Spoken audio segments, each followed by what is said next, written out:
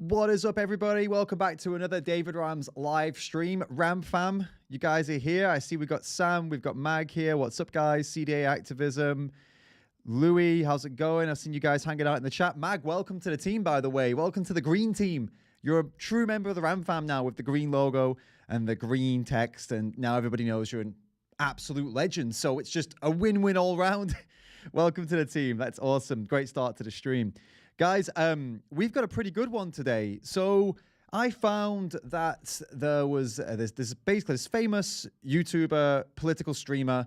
I found this interview with him. His name's Destiny. And I found this interview with him with someone else that's very, very famous. The guy who runs Charisma on Command, which is another YouTube channel that's huge. So Destiny himself, he is a political streamer, a progressive political streamer, like he's left-wing political streamer with over 600,000 subs.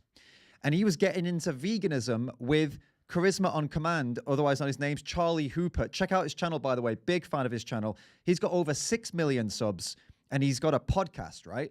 So I found this clip of them both talking about veganism, and bloody hell, the Destiny had some really bad takes on veganism. And I know this is not a surprise for anybody who knows who he is, as he's also, I think he's done some debates with vegans, including Vegan Gains before, and he's been pretty bad. But this was a pretty bad take. But not only that, guys. So we're gonna look at this video here. Let me just load it up for you. Hopefully I got the right one. Yeah, this is the video we're going to look at first. This Destiny's controversial take on veganism. So this is by Dropping In Podcast Clips. Dropping In Podcast is the podcast for Charisma on Command. The guy who runs Charisma on Command started a podcast, and this is his like second or third channel, similar to what I did with my podcast, if you guys have seen that.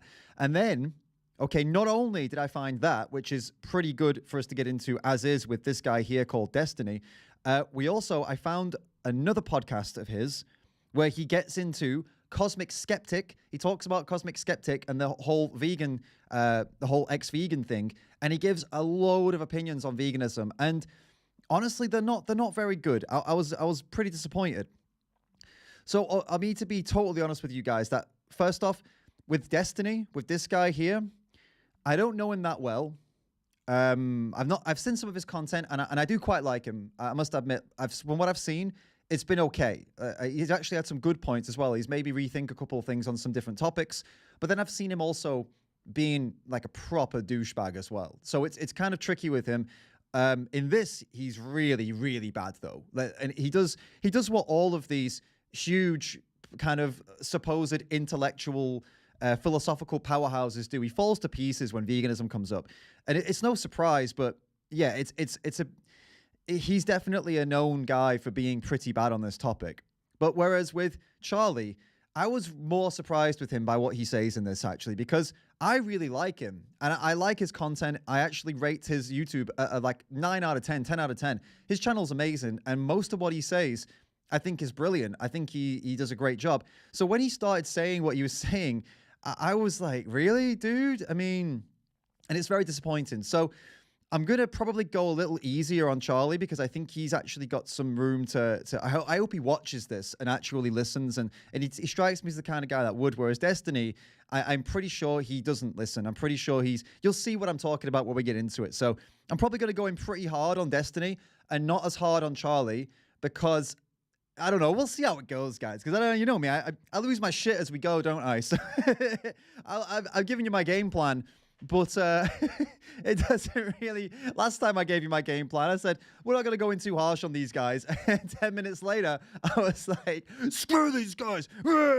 So we'll just have to see how it goes and how annoying they are and the things they're saying. So guys, as always, if you have something to say, something you want me to check out, something you want me to react to, or a comment you want me to read, remember, you got to use the Streamlabs tip, which is the preferred thing to do. The link is in the pinned comment right at the top of the live chat, or the super chat. You can use one or the other. I prefer the Streamlabs because it's just better for me on my side. But yeah, use either. And whatever you say, whatever you want, whatever you bring up, I'll address it. And if you've got a link to something you want me to check out, depending on this. I mean, I'll do my best, depending on time and stuff like that. We'll get to it. But of course, try and make it relevant to what we're talking about. It would be ideal. But basically, yeah, we'll respond to your comment no matter what it is, and it'll put you to the top of the pile as a massive legend every time you do that, guys. So you know how it works here, guys. You know how it works. I don't need to explain all that stuff to you. So just do it. Just do it. You'll be supporting the stream, and you get your shit up in front of everybody, which is awesome. Who is Destiny? I just explained, didn't I? We're not listening, Mag? Come on. Now, Destiny's a huge streamer. He's got 600K subs on YouTube, political streamer. And that's who we're going to react to today. This guy here. So, are you guys ready to get into this? To this terrible, terrible take on veganism by Destiny? So, again, this is Destiny's controversial take on veganism from Dropping In Podcast, which is with the Charlie Hooper, who runs Charisma on Command. Let's get into it. I love eating meat and torturing animals and all the horrible things that vegans commit me to when I say that. So yeah. Interesting. So what? Yeah. So forget this. Forget the vegans. Forget all that. What is your? Have you thought morally about meat eating, and is it informed, or is it just what you like the taste of? Basically, vegans start from a point of we ought to value sentient life. I typically start from the point of we ought to value human sentient life. People will ask me why humans versus all sentient life, and I'll say, well, I think the human conscious experience is something unique that we ought to protect. But it's kind of arbitrary because it's very foundational. And they'll say, well, I think we should protect all life. And I'll say, well, why? And they'll go, well, because suffering is bad. And it's like, why is it? But the suffering of what things is bad? It's like, well, why? And you start to ground out in these areas that are like fundamentally unknowable or outside of like human knowledge. Yeah. So that's why I'm a meter. The ethical arguments get like very, very into the weeds on like epistemics and ethics in terms of like how do we figure out exactly where our foundational belief is here for all. It's just honestly. I've listened to this now a couple times, and I still can't believe he says this. It's so here it is. If you can't, in his eyes, if you can't define why suffering is bad, then that means that humans are more important. I don't get that. It makes no sense. And all it is, in my opinion, this bit here, it's just what these dishonest people do. So they take the conversation away from animals with some ethereal, dishonest BS, right? And they go into this kind of, it's like I don't know, it's this dishonest ethereal world that people like him prefer to live in. When faced with something that's very practical, that's very real, that's very tangible, that's in your face, that's you can touch it, you can see it, you can feel it, they prefer to take it away from that, because the closer they get to the point to that, the harder it is for them to justify themselves. So straight away they try to pull it into some kind of theoretical world, right? And I've seen it multiple times. So, what I'd like to do with someone like him, maybe actually I would do this with him if I got a chance, we'd take him to a factory farm. I would take him to, not even a factory farm. I've seen some of the most horrific things I've ever seen in free-range, non-factory farms, right? So I'd take him to one of these farms, make him watch these animals suffer with broken legs, disease, all these different injuries, limping around, bleeding, coughing, just with crawling and climbing over their dead brothers and sisters, dead babies all over. Take him to that, and then see if he stands there and says, well, I mean, if you can't define why suffering is bad, then all of this is fine. It's what this people like him tend to do, because they would never do this on any other topic. If you showed him your human suffering, and he wouldn't, if he couldn't define why suffering is bad, he would never say, well, it doesn't matter then, right? It's only when it comes to animals they rely on this whole, well, I'm not like them, so I could never understand what they go through, therefore it doesn't matter. It's a crazy logic. And as I said, it's just a way of just pulling himself away into the theoretical rather than, because the practical is too. He couldn't possibly argue against it if he stayed in the practical. So he's got to go to the philosophical kind of theoretical world and try and do it there. And as far as I can see, he's been spanked anyway. He's been destroyed in that world as well. But he just sticks to his guns and doesn't change anyway. And by the way, guys, there is a place for the philosophical discussion. That's actually, there is a place for that. There is a place for the impractical, for the theoretical and all that kind of stuff, like thought experiments and stuff. There is a place for that. I'm not saying all of that's bad. What I am saying is, when you're the oppressor and you want to have that kind of theoretical discussion about the ones you want to oppress, you can get fucked. If you're oppressing the other beings, you have to have a practical discussion and about that. You can't get into the theoretical. There's no theory here. You are doing it. You don't get the right to have theoretical discussions about violence you're committing. You firstly need to stop committing the violence. Then we can have a discussion about the theories, right? It's wild that that these kind of meat eaters think they can get into this in this way. And why should we vegans put up with it? Of our ethical beliefs. But where I'm at is I'm a meat eater. But I'm a consistent meat eater, okay? I think that most people on this planet, based on where their ethical intuitions lie, should probably be vegetarians, I think. Usually what I get the most fun out of is anytime like an animal gets like tortured or killed, like Cecil the lion or that the gorilla that got shot when the kid. Yeah. Whenever shit like this happens, I will relentlessly make fun of meat eaters that get super emotionally invested and involved and get like cry or whatever when like between like snarfing down, you know, mouthfuls of chicken nuggets and cheeseburgers of animals that are being factory farmed and stuff. I think it's incredibly hypocritical. If you care about stuff like your dog or your cat and all this, probably you shouldn't be like a meat eater. If it like morally bothers you if people eat like cats or dogs, but you think it's okay to eat cows or pigs or whatever, but yeah, that's a whole other. See, that's a vegan argument that he's just made. But the thing is, he's totally right about that hypocrisy. I totally agree with him on this. But the weird thing is here is that if he's saying that, oh, if you're one of these people, then you shouldn't be eating animals, is that him saying that he's not one of these people? So is he trying to say here that he doesn't care about seeing animals get, you know, shot and abused and things like that? That it doesn't bother him, so that's why he's a consistent meat eater, because none of it bothers him. And if that's the case, doesn't that just make him some kind of sociopath?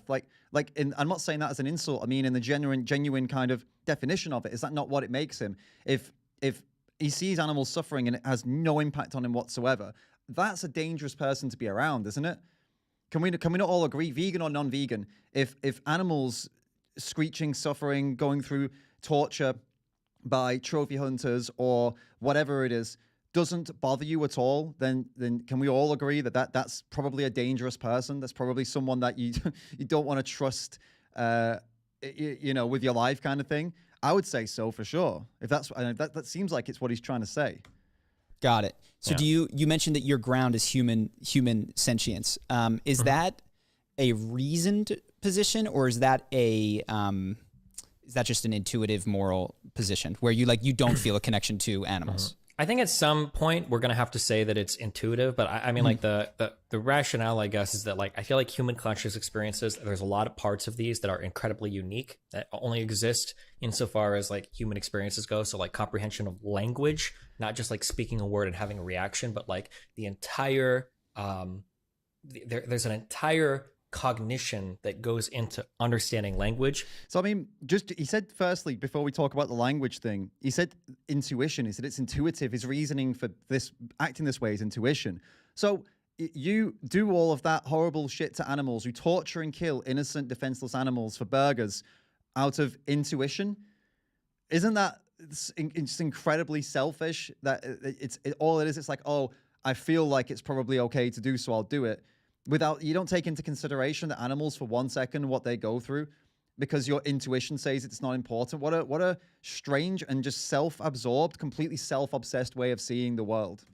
That like only humans understand. So for instance, like animals can't understand negatives, for instance. Like if I tell you, your mom is not in that room, that has like semantic meaning to you. You understand that. But an animal can't understand a negative. You know, it's quite obvious, and he knows this, by the way. He would know exactly what I'm about to say right now, and actually, I'm pretty sure he comments on this later on. But if what he's saying here, we spin this on its head. So he's valuing the human experience above a non-human experience, right? Above an animal experience, because we, in his eyes, you've got this unique, amazing thing that we understand language, for example, and negatives and stuff like that. But then there are humans that don't have that. There are humans that don't understand negatives. There are humans that have a similar intellect or a lower intellect than some animals for various different reasons, whether it be disabilities or whatever. There's lots of reasons that people could end up in those situations.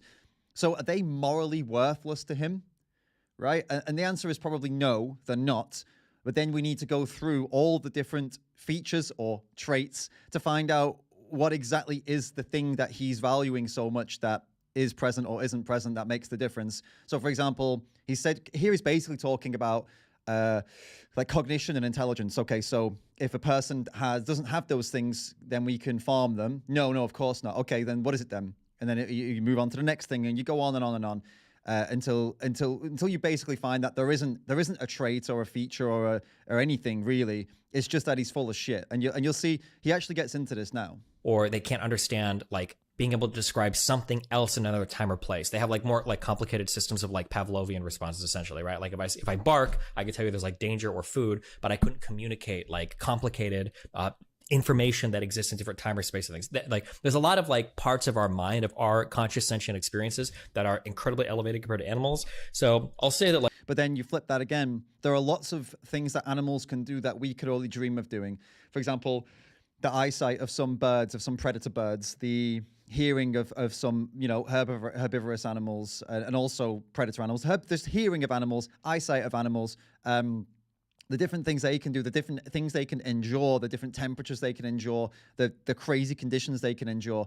There are lots of things that animals have that we can't do, we don't have. There are places they can survive where we wouldn't survive an hour.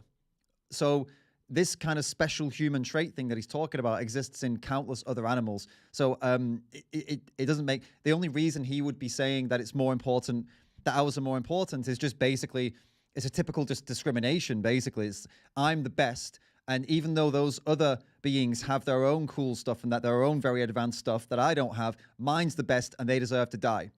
This is similar. This is like cracking this out a little bit and breaking this down. This is logic like white supremacists use. This is logic that black supremacists use. This is logic that sexists use. It's just the most basic level, kind of like schoolyard level of discrimination you can get to. My things are better than your things, and you deserve to be hurt because I'm better than you. That's what it boils down to. When you take away all the philosophical nonsense and the fancy wording he's putting into this to try and make it more appealing, that's practically what he's saying, isn't it? Like that's probably the reason why I value the human conscious experience a bit differently. But I mean, at the end of the day, that's gonna, like I said, well, why would you value that? There's a very common line of vegan argumentation called name the trait, where they'll try to get you to say like, well, what is the one trait a human has that every human has that animals don't have? Yeah. Basically stuff like that. And it gets pretty difficult to go through the weeds, but that's essentially kind of where I wind up. It gets pretty difficult. Translation. I can't name the trait because there isn't one without making me look like a fucking sociopath. I see in the comments, you guys are saying that in his debate with Vegan Gains, he conceded that we could farm people under 2 years old. Is that, did he really say that? Oh, fucking, see what I mean? That's where this is why he says it's difficult. It's that because name the trait, when people, they're actually honest and they go through it honestly, it ends up in those situations where if you believe in this trait, like for example, in his case, it could have been intelligence or cognitive ability. So he believes that that's the thing that's the most important. So if an animal doesn't have that, then they're lower morally and we can kill them. So then he would also have to bite the bullet and agree that if a human also was at that same level, then it's okay to kill them too. And it sounds like he did in a debate, which, it's not great to try and change his mind, but the people watching, I'm pretty sure it changes their minds because what kind of person sits there and is so desperate to defend eating a burger that they sign off on killing children or the mentally disabled, which is something a lot of these people do. They rather than just taking it and saying, do you know what? My viewpoint's a bit messed up. Actually, I've got it all wrong. I think I need to go vegan and just make some minor changes in my life and stop abusing animals. No. Instead, I'm going to say it's okay to kill these people because I need to defend myself because I'm being a massive meat flake bitch, basically. Yeah. Tends to be how it goes. The funny thing is that but Destiny's supposed to be a debate powerhouse. So this is kind of how I've seen a lot of his debates with red pill people. I've seen his debates. He sits down with like tables and debates conservatives, and he's done a pretty good job in a lot of these cases. He's clearly an intelligent guy.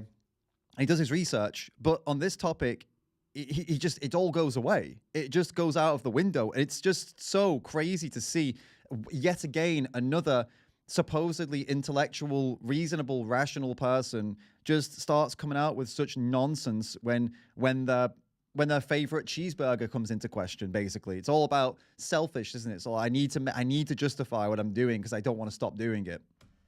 But Got it. And I mean, because that was where I was going to ask, which is like someone who, it has a language deficiency or is mentally retarded, which I don't know what we call that nowadays. Like, that word. It's not that. Is maybe that's why people are upset when you use it, because you would eat them. Maybe, sure. See that? I love that sick burn there. Maybe people, that's why people would be upset that you used that word. And he was talking about, he said mentally retarded, that people would be upset because you'd eat them.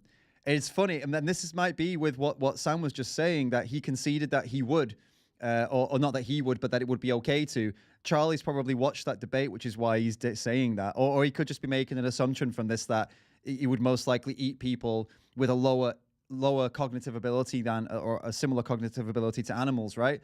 Because that's kind of the conclusion of Destiny's thoughts here, that if somebody doesn't have the features he's describing, then they're fair game to eat. Right, which is, I love this bit of Charlie just dropping that in on him, and he sounds like a vegan here, but you might be surprised later on. From this is, by the way, the guy on the left is Charlie. By the way, that's Charisma on Command. That's his channel. We're gonna get to it later, where he actually talks about veganism at length in another clip that we're gonna talk about, and you'd be surprised. He sounds like a vegan, but he isn't. Sorry, spoiler alert. He's not a vegan, and we'll see later on. It's interesting. How do you answer that? Name that trait. Objection. Yeah, I never go by traits. I say that like humans are gifted a priori with like the faculty for a type of cognition that doesn't exist even in like apes or gorillas. Like can't like comprehend language, for instance. Some people are gonna fight with like Coco the ape or whatever, or the gorilla. Like none of that actually is true. If you go and let me ask you. So basically, what he's just said is, what is that trait? And Destiny said, oh, it's not really a trait, but it's a faculty. So you've just basically, because you know where name the trait ends up, you still named a trait. You said language skills, right? So at the end of the day, it's still always going to boil down to, you're going to name whatever you want to call it, traits or features, faculties, whatever. You named something that you're putting out there as what was it called? Symmetry breaker? I don't know what the philosophical term is. But basically, it's like your cutoff point is this language ability, okay? So then again, we just go down that same line of, if there were people that don't have that language ability, then what? Then we can farm them and kill them? No. Then what is it then? I don't know. And it's such a ridiculous. And I'm gonna keep saying this. This guy is smart. Destiny's not a stupid guy. He's a smart guy. He does his research. He knows that what he's saying is bullshit. It's just dishonesty. And this is the problem with these people. They're so smart, but they become so dishonest when this stuff comes up. Like what is it? The contrapositive. Like, what if an ape could? What if we found an ape that like spoke? With that? Yeah, I think at some point, I think you'd have to make a concession. Like if an alien species came and they seem to possess like similar faculty, you'd have to say like, okay, well, if we're gonna grant humans the right to exist or whatever, we probably should for these creatures as well, right? Got it. Yeah, I mean, I disagree with a lot of that, but it sounds like you've had these arguments before, and so we don't need to. Yeah, the next question is, how do I feel about abortion? No. Those are the two biggest arguments where people come out of my whole audience like, no. Yeah. No, my sense of you, which you obviously don't agree with, is that you are starting from wanting to eat meat and rationalizing backward for like, what are the differences that will grant this, that will also make me, which also seems very important to you, to remain intellectually consistent. And this is great that it's a rarity where like Charlie's not debating him, so he's in a position to be able to actually tell, oh, here's what I think about you. And that is, I think he nailed it. That he's right. The Destiny, he is very smart, but in this case, he's very stupid because he's coming from the place of, I don't want to stop what I'm doing, so I'm going to try to come up with some intellectual stuff and try to be consistent so I can keep doing what I'm going to do. And it makes him sound like a fucking moron because the stuff he comes out with, he knows it's intellectually dishonest. He's not stupid. He knows it's intellectually dishonest, but he carries on anyway and tries to rationalize what he's doing. And I like that Charlie's calling this out. I imagine, that I could be wrong, that your experience does probably include a lot of intuitive felt connection to animals, because I think that probably like me, you're connected to what appears to be a spectrum of consciousness that you experience them as having, and like their capacity to suffer moves you. I would guess, though I don't know exactly what goes on in your experience of. It doesn't seem like that. At least he's trying to say it doesn't move him. He's trying to say that he's consistent, that he doesn't care about any animals. So I think Charlie's giving him the benefit of the doubt here, but let's see what he says. Yeah, probably. For most people, right? Like I would say like a person that tortures animals is probably a bad person because there is something missing empathetically there that would make them more likely to hurt humans, right? I think. Well, I mean, what about people who knowingly pay other people to torture animals? It's one thing to be ignorant and say, "Oh, I never really thought about how the piece of meat, piece of flesh gets to my plate." That's not knowingly doing it, right? But Destiny knows. He knows what's happening. He's had the discussions with vegans. He's done the research. He knows what's going on. So then tell me, if you're able to sit there and say, well, people who torture animals are most likely going to be like dangerous people, empathetically, something missing, then what about people who knowingly pay people, give them the worst jobs on earth, by the way, cause these people, first of all, we'll start with the person themselves, right? You're paying this person who will suffer most likely from anxiety, depression, violent tendencies, from the job they're doing, from killing 9 hours a day. So you're paying that person, most likely an immigrant or someone who's definitely doesn't want that job, trust me, but they have to take it, to take knives and stab and shoot, then stab animals in the throat, shoot in the head, stab in the throat, okay, a terrified, innocent, defenseless animal, so that you can have a burger. What does that make you then? Is that somebody who's empathetically challenged? Is that a dangerous person? Or is it only the one who actually does it? And then again, if you see people, you're talking about people who torture animals and that there's something missing and these are dangerous people. Well, I mean, what do you think the people in slaughterhouses end up becoming? If they go into these places, right, and they go in there as average people, let's say, do you think they're going to come out after a couple of years working there as still average people? So not only are animals having this absolutely horrendous, just, their life is literally born into a factory farm or any farm, and their life is spent as just a commodity. Just keep them as healthy as is possible and keep them profitable, and that's it. They don't experience any kind of normal life for an animal. They don't really have a life. Their life is just to serve. The owner is just to serve to become an item, to become a product, right? So that's their life. Then they get dragged to this place, a slaughterhouse. They get shot through the head if they're a bigger animal. They just get their neck straight up sliced if they're a smaller animal. Or like chickens, they get electrocuted or drowned. There's various different ways they stun them. And then, yeah, they all get shot. They get shot in the head and they get their throat cut, hung upside down. And that was their life. And this is usually most of them are what we would call babies, right? Because they don't live that long at all before they put them through now, because of the breeding and because of the how fast they grow and the way they're feeding them. And so all of that you're funding. So if that were the only thing you were funding, that's bad enough. That's I mean, let's be honest, right? That puts you close to what I would say to be some kind of sociopath. If you know about all of that and you're like, I don't care, fuck it, I put myself first. There's something wrong with you, I would say, right? Definitely.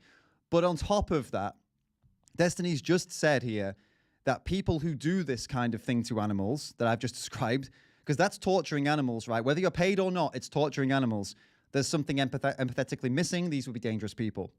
Well, these are the people that you're paying. They're either already like that, which is why they took the job, or what's more likely the case, they weren't like that. They took this job, and now they are like that because of you paying them to do it. So how does that weigh up with all the stuff he's just saying here and this kind of moral positioning he's trying to put forward about, people who do this to animals? I think that's been debunked, but there used to be like the psychopath triad. It was like, yeah, they hurt animals and started fires and shit. Set fires and pee the bed. I didn't know that one. Yeah, I think that was the psychopath triad, but I think that's been largely disproven. But I mean, if I saw somebody like torturing an animal, I would think this person's fucked in the head. So yeah. Mm-hmm. Yeah, and these people that you say are fucked in the head, you're paying some of them literally to go and be fucked in the head in these places and do this stuff to animals, or you are creating some of them because, as I said, people who are average people that weren't like this before, well, now they're working in these places and they're doing this to animals. So if you've got a problem with all of that and what's happening to the animals, why would you keep paying for it? Like, I don't, there's so many reasons to not fund these horrendous industries. The animals being the main reason, that should be enough for anyone. But additionally, the other stuff I've mentioned about the people who end up working in them, it's like, how much more do you need to stop funding these scumbags? These multi-billion-dollar industries that literally profit off of torturing, abusing, killing animals, and creating violent people too through this.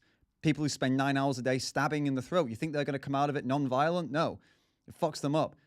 Why do you want this industry to continue when you could just eat something plant-based? I just don't get it.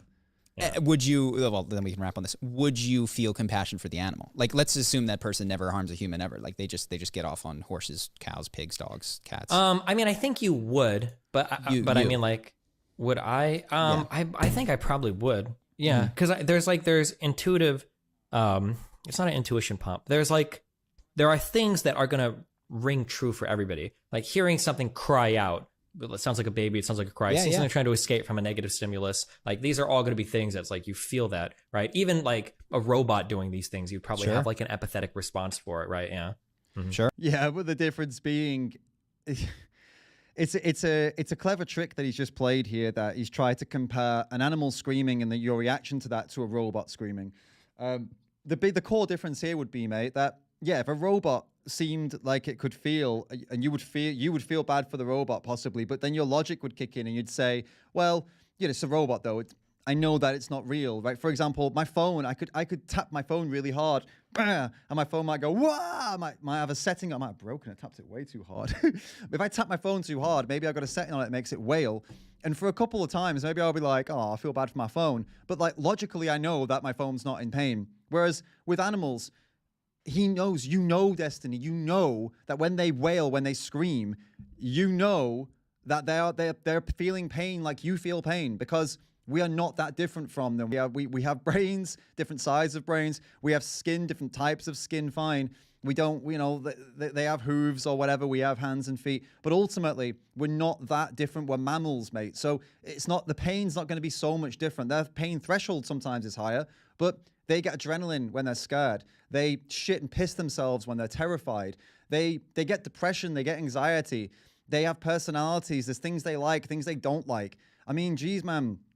Just look at dogs and cats. You look at some cats. Some cats, you scratch the belly and they have the best time ever. Some cats, you touch their belly with a tip of your finger and they'll rip your fucking hand off. Like, you got to understand, these are personalities. These are not instincts and things like that, because this, it's so variable. It's so crazy and variable with animals and their personalities. So to compare them to a bloody to a robot just to try and get out of feeling bad. Why would you feel? Being empathetic is not a negative thing. It's not like it's like, oh, I would have a bad reaction, I would feel empathy. It's like, no, man, it's not wrong to feel empathy for other animals that are very similar to you and to try and take them out of that pain, man. I don't get why he feels the need to try to justify that as like, oh, yeah, I would feel it, but it would just be like I'd feel it for a robot. Like, dude, come on, man, what the fuck's wrong with you? Thank you for the super chat. Not available. I'm either a super flying legend or David Ramses. I see you in the chat. Thank you so much. And guys, remember super chat, and also Streamlabs tips, Streamlabs donations. Keep them coming, guys. Any questions you've got for me? Anything you want to add to this? Anything you want to say about Destiny? Get them in here, because this is pretty wild, isn't it? Pretty wild. Sure. Or get the screen back up for you guys. GTA 5, person on the street when you run him over, you're like, oh God. That's it. That's the clip. It's pretty mad, huh? It's like, the thing is, you couldn't, like I've said a few times, you can't call him dumb because he's not dumb. It's not like he's speaking here out of ignorance. He's speaking as someone who he knows. He knows better, but he refuses to do better. He's very smart, but he's acting stupid, because if he acts smart, if he actually uses his intellect here and is honest with himself, it means that he has to be vegan. He doesn't want to be vegan. He wants to eat burgers. He wants to eat whatever. So it's just it's a shame. It's a shame. I'll tell you that much. It always is a shame when people like him do this. I don't see Destiny as I don't really know him, as I said, that well. I've watched a couple of his things, but when I was actually quite into Sam Harris for a while, and I was respected him quite a lot, and then he started saying some stuff about veganism too, and you're like, man, why are you falling to pieces right now? Just why are you seemingly so intellectually honest on so many topics, but then on this one, you're not just dishonest. You're a dishonest mess. You contradict yourself completely. And the ironic thing with someone like Sam Harris, and also if Destiny, I don't know if Destiny is an atheist, but Sam Harris is a famous atheist. And they point out contradictions in religious texts and the Bible and stuff like that. And how they, they contradict each other and things, and there's like paragraph here and it contradicts this other part and blah, blah, blah. And then they sit there and contradict themselves multiple times when they get pressed on something that they don't want to be true. And they start living in this fantasy land that they accuse all the religious people of living in with all of their cognitive dissonance. They say religious people have cognitive dissonance and all these inconsistencies, and they just have to pretend they're not there so they can keep living in this fantasy world where they believe in God and stuff. These guys do the exact same thing when veganism comes up. They ignore all their inconsistencies. They don't acknowledge their cognitive dissonance, all because they want to believe in this fantasy that it's okay to continue to enslave, brutalize, torture, and kill animals for sandwiches. They want to believe this. It's like that's their religion. They just swapped one out for another, basically. So it's super disappointing with him and also with Sam Harris as well. And we've got another video here. This is also from Charisma on Command. As I said, if you missed it at the beginning, so who is this guy? This is Charlie Hooper, and he's got a channel with 6 million subscribers, Charisma on Command, which I'm a big fan of, by the way. A big fan of his channel. I think he does great work, makes great videos. He's got a podcast channel, which is well, it's pretty small. Actually, the podcast is pretty big, 70,000 subs, but the clips channel was pretty small. But yeah, and this is where he's chatting about all different kinds of stuff. And in this one, he talks about Cosmic Skeptic. That's how it starts. But it gets onto veganism. And again, guys, some pretty bad takes here but with him, I'll just spoiler alert. I feel like he's definitely somebody that can come around. I think he would listen if he saw this video. I think he'd take it quite seriously. The video we're gonna, our reaction now. So I'm gonna try and be more. I don't think I've been unreasonable so far, but I'm gonna try to be charitable for him because I think he could definitely be a vegan. So shall we take a look, guys? Let's get into it. We had Cosmic Skeptic on. Probably it's been 2 or 3 years at this point. I want to invite him back because 2 days ago he put up if you guys, who is Cosmic Skeptic? Cosmic Skeptic is a YouTuber. He does rationality stuff. He does God, and he's big in the vegan community for making arguments for veganism. I think is one of the, though not a purely vegan YouTuber, was one of the more cogent voices for it, and has made a YouTube community post saying that he no longer is pure no animal diet at this point. It was long, and he acknowledged, the feelings that he was having about sort of talking about this, but feeling it was necessary to share. It was a bit vague as to the reasons, and people are interpreting, is it health? Is it just inconvenient? What's changed? And we still don't know. Presumably he'll make a video, but I'm going to reach out. I would love to talk to him. That's a giant change to get on the internet and tell people, debate on veganism. Well, that's and also then start fascinating to me. Like, go out there. It's one thing to be a vegan and then turn to eating meat, but to get out there and then crusade for it and debate people. And I'd love, he was a ardent, strident voice for it. People are throwing his quotes back at him. And that, even just that, which I find honestly commendable. Not just the reversal of opinion, which is not necessarily commendable, but the publicly stating of it, which he didn't have to do. I completely disagree with him on that point. He did have to do it. He was earning a shit ton of money from vegans who were in his Patreon and sending him donations and stuff simply because of his vegan work. So he definitely did have to do it. He had to make the statement. He had to stop taking people's money. Otherwise, he was basically a fraudster. He was basically a scam artist, and it would have been a pretty effective scam too when you think about it. I was talking to the Soytheist about this, that him like turning his channel over to veganism and absolutely smashing it in the vegan world and being this intellectual power in the vegan world, right? Probably earned him a lot of money from some rich vegans, because he was pretty famous. He was pretty well known in the atheist community. He was getting interviews and doing videos with all kinds of different people, and his trajectory was up, up, up, up, up. You know, it seemed like he could get himself into some places in public and stuff like that for debates and for public discourse and things.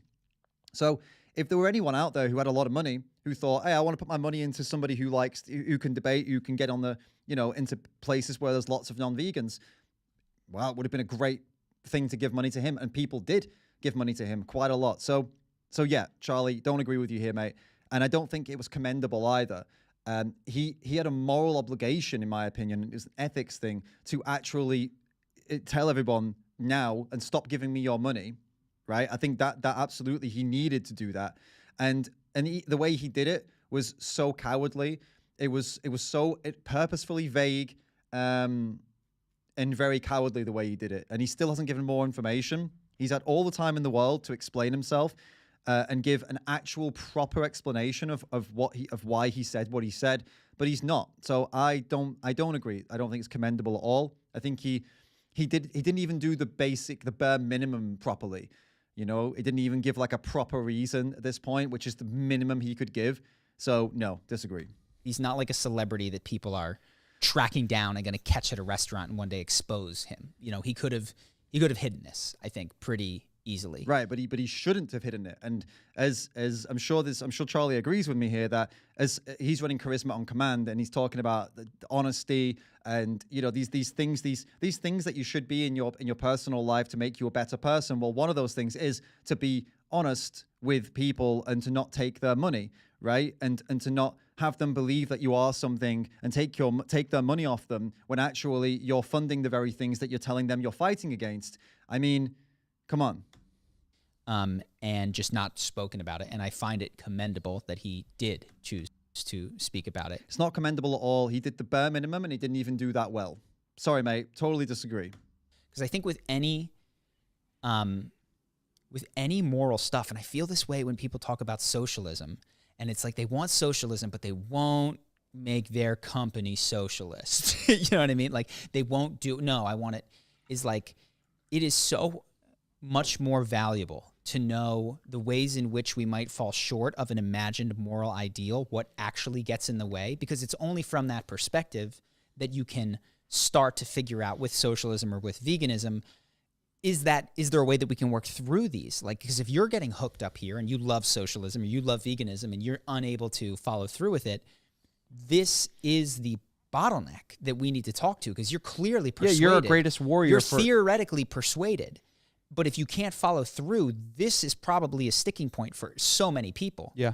And so it's like really valuable when people will open themselves up to honest discussion around these and things. learnings. What did you learn to come to this? Yeah. So that I agree with this. That I don't agree with what Cosmic Skeptic has done. I don't agree with the way he's doing this. I don't agree with him going back to doing what he's doing to animals. But I agree with what they're saying here about how, well, if Alex O'Connor was actually honest and gave a very detailed description of why he's doing what he's doing, it would be very useful for us as the people who want veganism to be more successful, who want more people to stop harming animals. It would be very useful for us to see his excuses so that we can, as they're saying, the bottleneck is to address it, right? That's for sure a useful thing.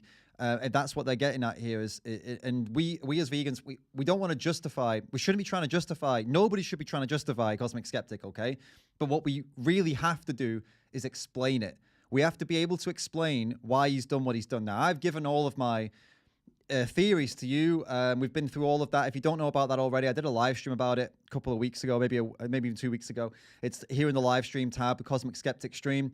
And I gave you all my theories, right? So I won't go through my theories again, but until he actually gives us the full information, we can't act on it as a community, as activists. We can't explain it yet. And obviously we also have to assume that here's Charlie saying, yeah, you know, when people give honest and detailed or whatever accounts of why they did what they did, well, a lot of the times people don't give honest accounts of why they did what they did. They lie. The real honest reason, I think, for most ex-vegans is I just wanted to eat what I wanted to eat and that's it. I got sick of this way of living, or I watched some shitty anti-vegan YouTuber and it convinced me. But they don't say that stuff. They have to come up with some big, grand, impressive excuse or something about health or whatever, because then that way they can get away with it a little bit more. People will be like, oh, babe, oh my God, you suffered so much. When what really probably happened is they just got some temptation and gave in because they're morally corrupt. They're just weak-minded, right? But no one's going to admit that. No one's going to sit on camera and be like, I'm no longer a vegan because I'm a weak-minded bitch. And that's why I started eating animals again, because I love animals and I don't want to hurt them, but I'm just pathetic. I'm a pathetic, selfish piece of shit. No one's going to sit on camera and say that, right? They're going to come up with a million excuses. So I agree with what Charlie's saying here, that yes, we do need to try to explain and get this information, but also don't assume that when Alex does give his reasons that he's being honest. We actually should probably assume that he's being dishonest with the way he's acted already. We should assume that whatever he says next is probably going to be dishonest, and we might have to read between the lines. Thank you again, non-available says, for another vegan burger or ice cream, and sent a super chat of $20. Thank you so much. That's awesome. I will definitely pick up a vegan burger with that. Yeah, for sure. Legend. Keep it up, guys. Let's make it a big stream. Let's do this. You guys smashed it in the last stream. Wow, we actually raised in the last stream we did, guys. We raised it's actually over like almost or slightly over $600. So I'm getting that sorted. I'll be sending that to the charity out here in Turkey soon. The charity helping with the earthquake. So thank you so much for that. You guys are legends. And today, guys, remember all the tips that you send over, all the super chats is supporting me, supporting the stream, supporting the work we do. So definitely keep it up, guys. You legends, and join the team as well, like Mag did before we even started the stream. Mag joined the YouTube memberships team, joined the Ram fam. It's just awesome. All right, let's see what else Charlie's got to say. And I'd be deeply curious if his body failed him and he couldn't let's say continue it it or whatever. Let's say it didn't. Like, to hear, which definitely this exists in my life, people really, there's honesty, which is telling the truth. And there's integrity, which is making your words, actions, and beliefs align. Honor. And a lot of people pretend to have integrity. And obviously integrity is good, and don't make me give a 5-minute speech on why you want to be integrous. Duh. But when people prize integrity, what I find is they often sacrifice honesty. So they make their words and their actions align, and they are dishonest about their reasoning that gets them there. So they, I felt this in a moment, and I really enjoyed the conversation. It's getting clipped with Destiny when we was talking about his experience of why he eats animals. Yeah, I was like, oh, he's claiming integrity. His words are in alignment with his purported beliefs, but I don't believe this. Like, this doesn't feel honest. I feel like the honest position that I sensed from him is, yeah, I can see that this is wrong, and I do it anyway. Like, I can see the argument, that the value of the argument that you're making, that there are inconsistencies in my belief structure in life, and this is not something that I'm pushing on right now in my own life, which is very human, very true. It occurs, and I think creating space to be honest without demanding integrity immediately of people is actually the long-term way to solve the stickiest issues in humanity. Because I think the way that you actually develop integrity, there's ways in which it's going to come easy to you to be integrous. You're just reminded, oh, I need to click that into gear, shift how I talk about that, I can change it. But for the hard stuff, you need to sit in the discomfort of honestly recognizing that you are not living in integrity and allowing that to be true. So interesting. So basically what he's talking about here, when he's talking about honesty and integrity, he's talking about cognitive dissonance. So he's talking about when people are honest, oftentimes they're not integral. So when we talk to somebody in the street about animal rights, about veganism, about why they shouldn't do this to animals, they agree. They say, yeah, I care about animals. Honesty, right? Well, we like to believe they're being honest, okay? Most people just say stuff because they want to make themselves look good, right? But let's imagine someone genuinely does care about animals. They say, hey, I do. I've got rescue dogs at home. I actually rescued a little hedgehog the other day. I took him to the vet. I stopped I stopped somebody from being mean to an animal once. So they actually care. They've got examples, right? So let's take this person, and then you say, oh, so do you pay for people to kill animals in slaughterhouses and take babies away from mothers in the dairy industry, shove their arms inside cows and chop chickens' heads off? Do you pay for all of that? Oh, I do, yeah. Okay. So there you've got honesty and a lack of integrity. And I agree with what he's saying. Like, we shouldn't immediately jump and punish people for the lack of integrity. What our job is as activists is to get them to say, okay, hey, let's bring your honesty and integrity together. Let's have you become a vegan and live the way you speak, right? I think, isn't that wonderful to do that? So that's kind of our job, is to guide them to that point. And it can be, I get what he's saying here, it can be tricky for someone to, well, they think it's hard for them to change their life. It's our job to show them, hey, it's not that hard. It's not that hard. Like, it's just a change. It's just habits. We'll just change your habits up, and you'll feel better, and you'll get into the groove, and you'll be honest, and you'll be integral, and you will be somebody who cares about animals making the effort, right? So I like that he's explaining this honesty, integrity thing pretty well. And yeah, and I like how he described the thing with Destiny too, that he's being honest, and he's not being honest, is he? You're saying he's being dishonest. He has integrity, but he's being dishonest about the reasons that he's integral. So he has this belief, he is being integral with that belief, but he's being dishonest. So it's a good way of looking at it. I like kind of he's breaking down cognitive dissonance, that when somebody is saying something honestly but not acting in that way, then it's cognitive dissonance. And then sometimes even when someone is saying what they believe and they're integral with that, but they're saying it dishonestly, so that's just another form of cognitive dissonance. I suppose it's kind of like let's put it like as a triangle, right? Let's imagine there's like a triangle, okay? So you've got what you say you believe, honesty, and integrity, right? So what you say, honesty, and integrity. So, or what you believe, honesty, and integrity. Okay, so you got here like what you say you believe. So I believe I believe that, you know, I believe that animals are.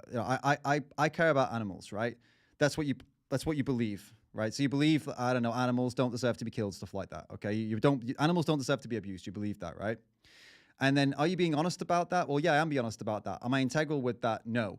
So then there's the cognitive dissonance. Like, I say what I think, and I truly am being honest with you. These have matched, but this one's missing, right? So this is cognitive dissonance. And then let's say I don't care about animals. Okay, that's what I'm saying, and that's why I don't give a shit about them at all. That's why I eat them.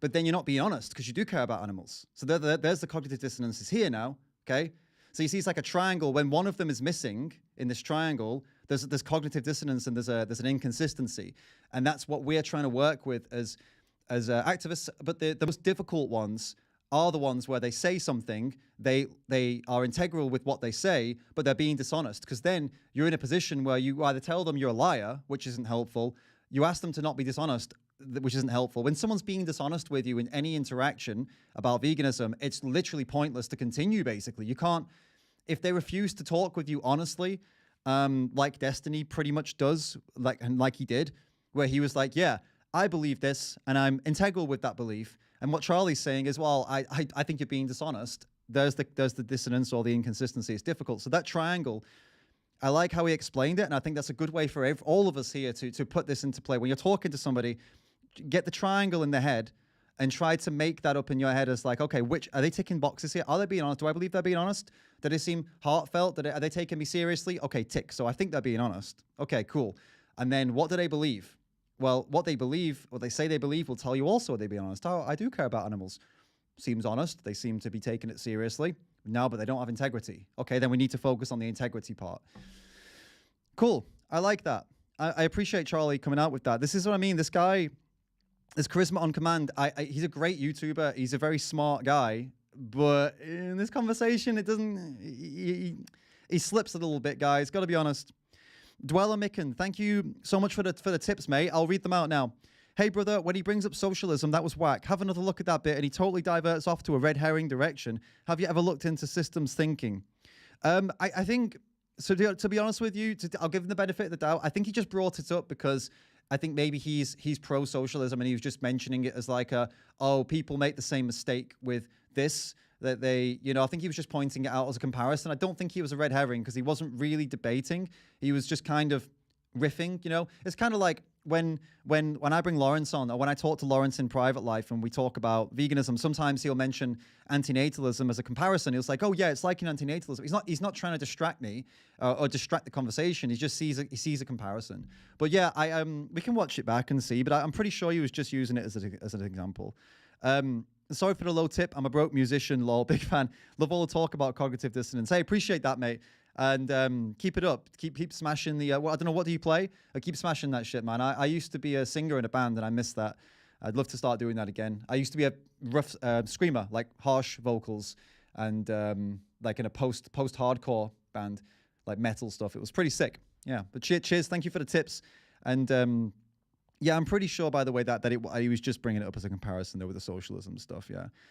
Cliff, cheers for that idea, mate. I see Cliff in the chat says, David, what you just articulated would be great content for your talk at the VCO. Yeah, I think so too. I think I will include that as in I've got a part of my talk at the vegan campout that I think I will I'll slip that into it. All right then, let's jump back into this, which is very interesting. For a period of time until something maybe moves in you. Yeah. Or it doesn't, you know? Well, for personally, I think you've told me before, but a lot of comments wanted to know why, because you just brushed over it in the Destiny interview, why you are a pescatarian. I mean, I've talked about this so many times on the There's podcast. 500 new viewers. They don't know, so go through. Well, they're quickly. probably not on this podcast. To be They're fair. back, baby. They're back. They watched 120,000. Welcome, guys. Briefly, I've talked about this before. Yeah, why stop? Why not full vegan? Why not full vegetarian? Again, this is it. There's a bit of the prior conversation, which is there is some arbitrariness. I'll zoom out.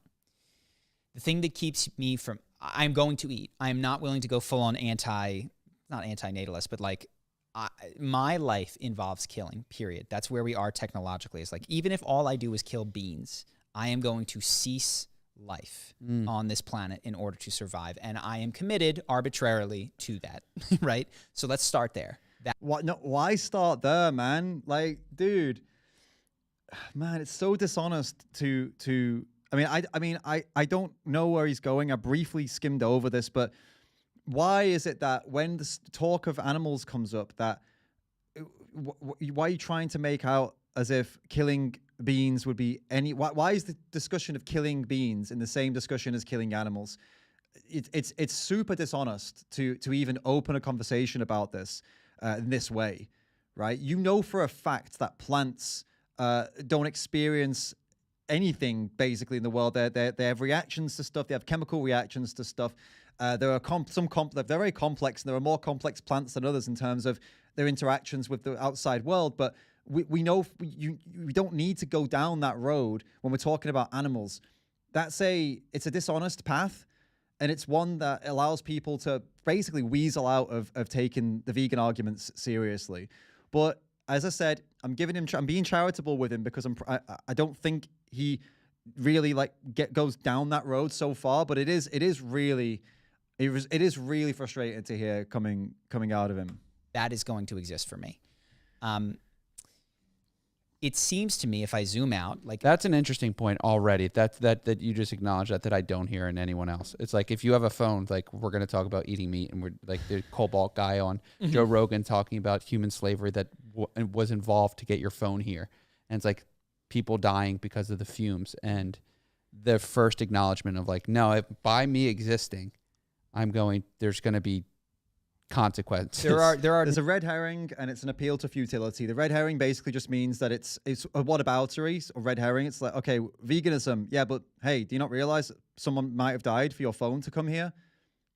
Okay, what does that have to do? Why that's a separate topic.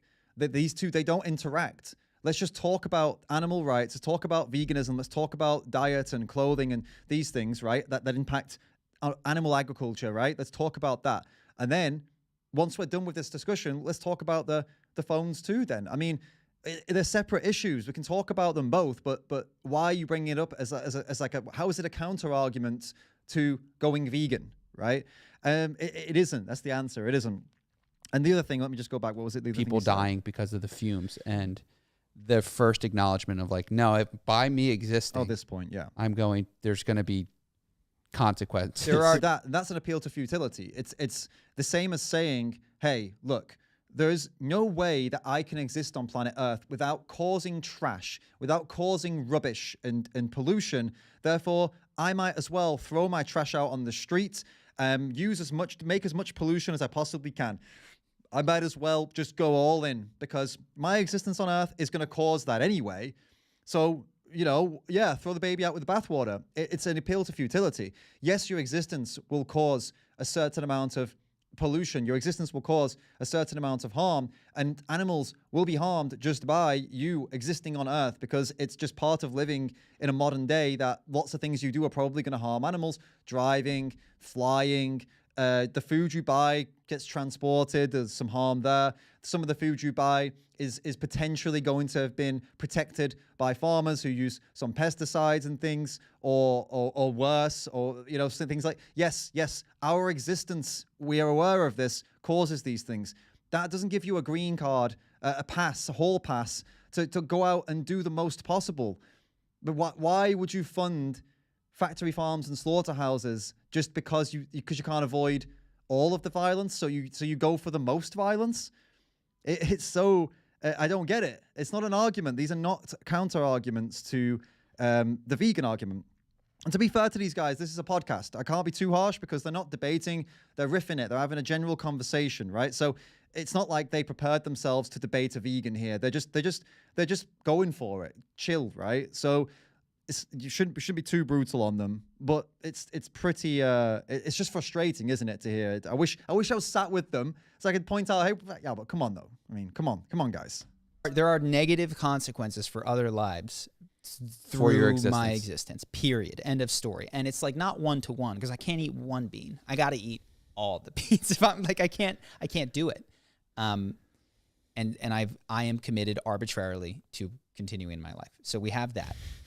The other thing is that consciousness, suffering, these things I do not have direct access to. I am only looking at cues. So I have direct access to my own consciousness, my own field of awareness, and my own suffering. But I actually don't know that you're not a robot. Oh, dude, come on, man. What do you mean you don't know he's not a robot? Is this how you operate in your whole life? Is this how you just go through life analyzing people and looking at them and saying, well, I don't know if you're a robot or not. So if someone's stabbing you in the throat, I mean, how could I know what you're going through? No, it's just when animals come up, isn't it? It's only when animals come into the conversation where you start to have these types of takes, right? Why? I don't get, unless you're just looking, unless you're doing a destiny and you're just looking for excuses to justify the way you live, which would be ironic considering you just criticized destiny for it. So it doesn't add up. What I perceive is that you cry like I cry, or yell like I yell, or hurt like I hurt, and I am moved empathetically by that, and I project an experience that I have onto you, that I imagine that it is similar, and I then engage with the golden rule, which is I wouldn't want that unnecessarily either. And there is some sort of an agreement, but it's not even dependent upon, like, of course, if you treated me poorly, I would do it. But let's just say that you were neutral to me. I would still not want to inflict, I wouldn't eat you because of that. And also then on top of all of that, you're my brother and I love you and I have a connection. But let's hold that to the side. So he's basically, yeah, as James Wayton just said, he is literally doing what Destiny did, basically, at this point. I think that's what you're trying to say there. But yeah, it's... Dweller, thank you for the tips, mate. I just noticed you've sent a couple more. Cheers. Says, brother, I'm a screamer, singer, vocalist of a metal band. We're called Dweller. I was already tripping when you started talking about wanting to make videos about other world issues. I also even like Charisma on Command, and I thought this was a bad take. And I feel like appeal to futility comes up a lot. Well, yeah, cool that you're a screamer, dude. What kind of metal is it? Like post-hardcore, hardcore, metalcore? Let me know. And yeah, appeal to futility does come up quite a lot. It's kind of, they say things like, well, I mean, animals will always die, so what's the point? And it's, it's like people will always hurt other people, but it doesn't mean you join in with them, does it? You don't go around hurting people, do you? Bravo into future. Thanks so much for the $5. Appreciate it for the tip. I'm supposed to be working. Thanks for distracting me. Hey, anytime. That's what I'm here for. That's what we do, guys. That's how we do. Pretend you're a stranger. So then we go and you can apply this to cows, pigs, my dog, someone else's dog, bugs, all the way down. And what you find is that what appears to be a very clear line of like, there are humans and there are this and there are dogs and there is this, is that there seems to be gradations of consciousness, awareness, suffering, capacity, my ability to intuit that suffering. So like take, I don't know, a sea creature, a sea anemone that is an animal. Like, can I have a clam? Can I have a mollusk? That is a animal. It is alive. Reacts I to its presume it environment. has, and I am projecting onto it some level of consciousness. We can cut it open and look at some of its neurons, but like, Thing is, and it's something I've noticed Joey deals with this quite well. When people try to bring up mollusks or these kind of these different types of sea creatures, he'll say, I've seen him say something like, no, we're not going to go there because you want to go there because that's a gray area and it's comfortable for you. And no, I don't want to talk about that. That's too comfortable for you because it's gray and we can't give black and white really. We can't give solid answers on it really. That's why you want to do it. You want to try and tease out some kind of inconsistency. Let's talk about the animals that are being bred that we know are like fully sentient, that have emotions and families and personalities, that we know for a fact are as intelligent or even more intelligent than dogs that we have at home. Let's talk about those animals. Let's talk about the cows, the pigs, the chickens that are bred in the millions and billions. Let's talk about those that we know and have observed their behaviors, and we are aware of what they go through. We hear them scream, we hear them call, we see how they treat their families, we see how they have personalities. Stop trying to take us to sea creatures like that are most likely not even sentient. Stop trying to take it there right now, because we know that that's just a gray area that makes you comfortable because you're just trying to point out an inconsistency or trying to find an inconsistency. And it's what they do. And he's not doing that here because he's not arguing or debating with somebody. But again, it's disappointing to see the conversation going here. As if it's not, there's no point to it going there. Stop taking it to gray areas. Focus on the obvious areas. Focus on the biggest issues that are going on, and why are you funding them? That's what I want to get to here. There's a lot of waffle coming before the actual point he wants to make. Sonny, thank you so much for the super chat.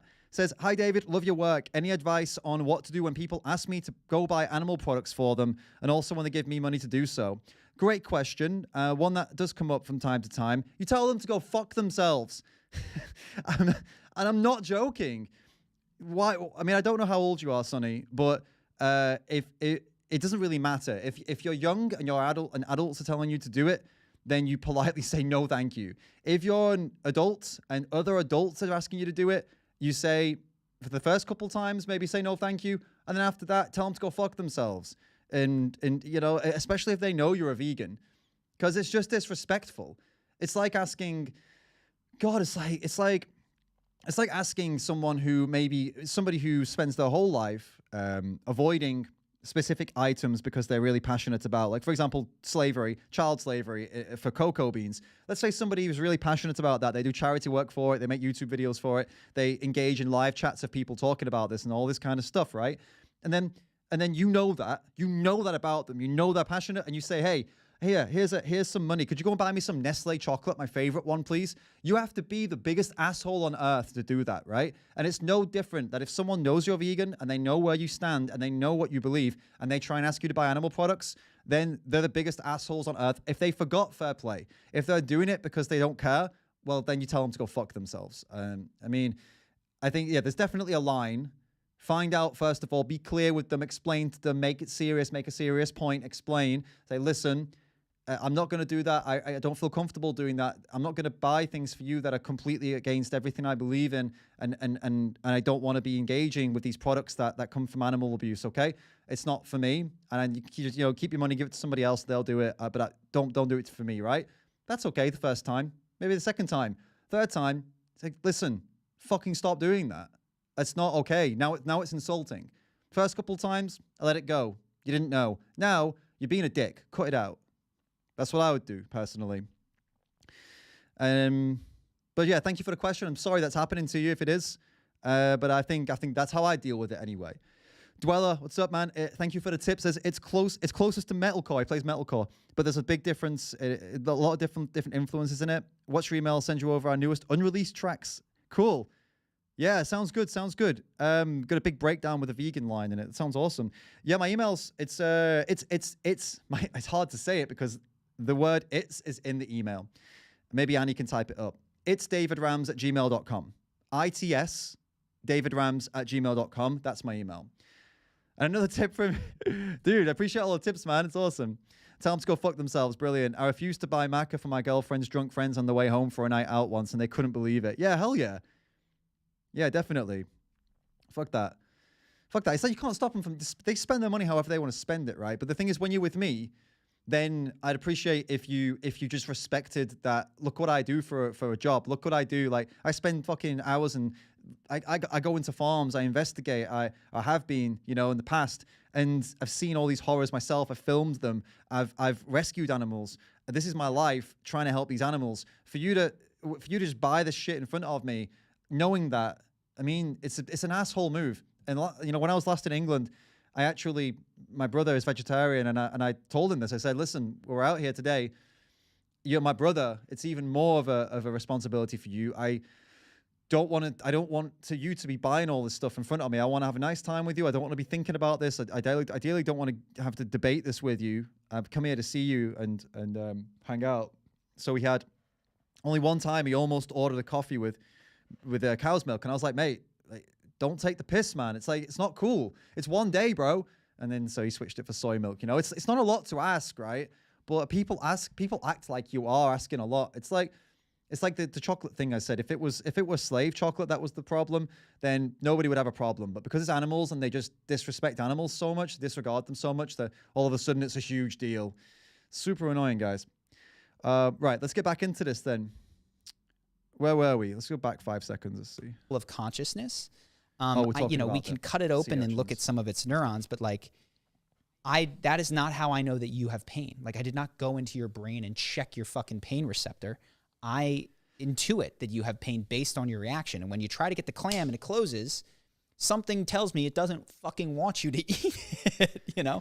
So it's this, I mean, putting it just down to intuition is dangerous, because then you end up with someone like Destiny who kills animals and eats them because of his intuition. So it shouldn't really be left down to intuition unless your intuition is err on the side of caution, which I think that would be the best way of doing it. But most people don't want to err on the side of caution. They just want to justify what they're doing, which is why the science is so important. Where now, you know, we have a lot of evidence, like behavioral studies of animals, and also genuine, like actual, I don't know what you would call it, not behavioral, but, you know, biological studies of animals that show they release the same types of hormones as us, like the actual same hormones as us, in different, like, stress and stuff like that. When they're under stress, they have nerve endings, they have brains. We know all this stuff now.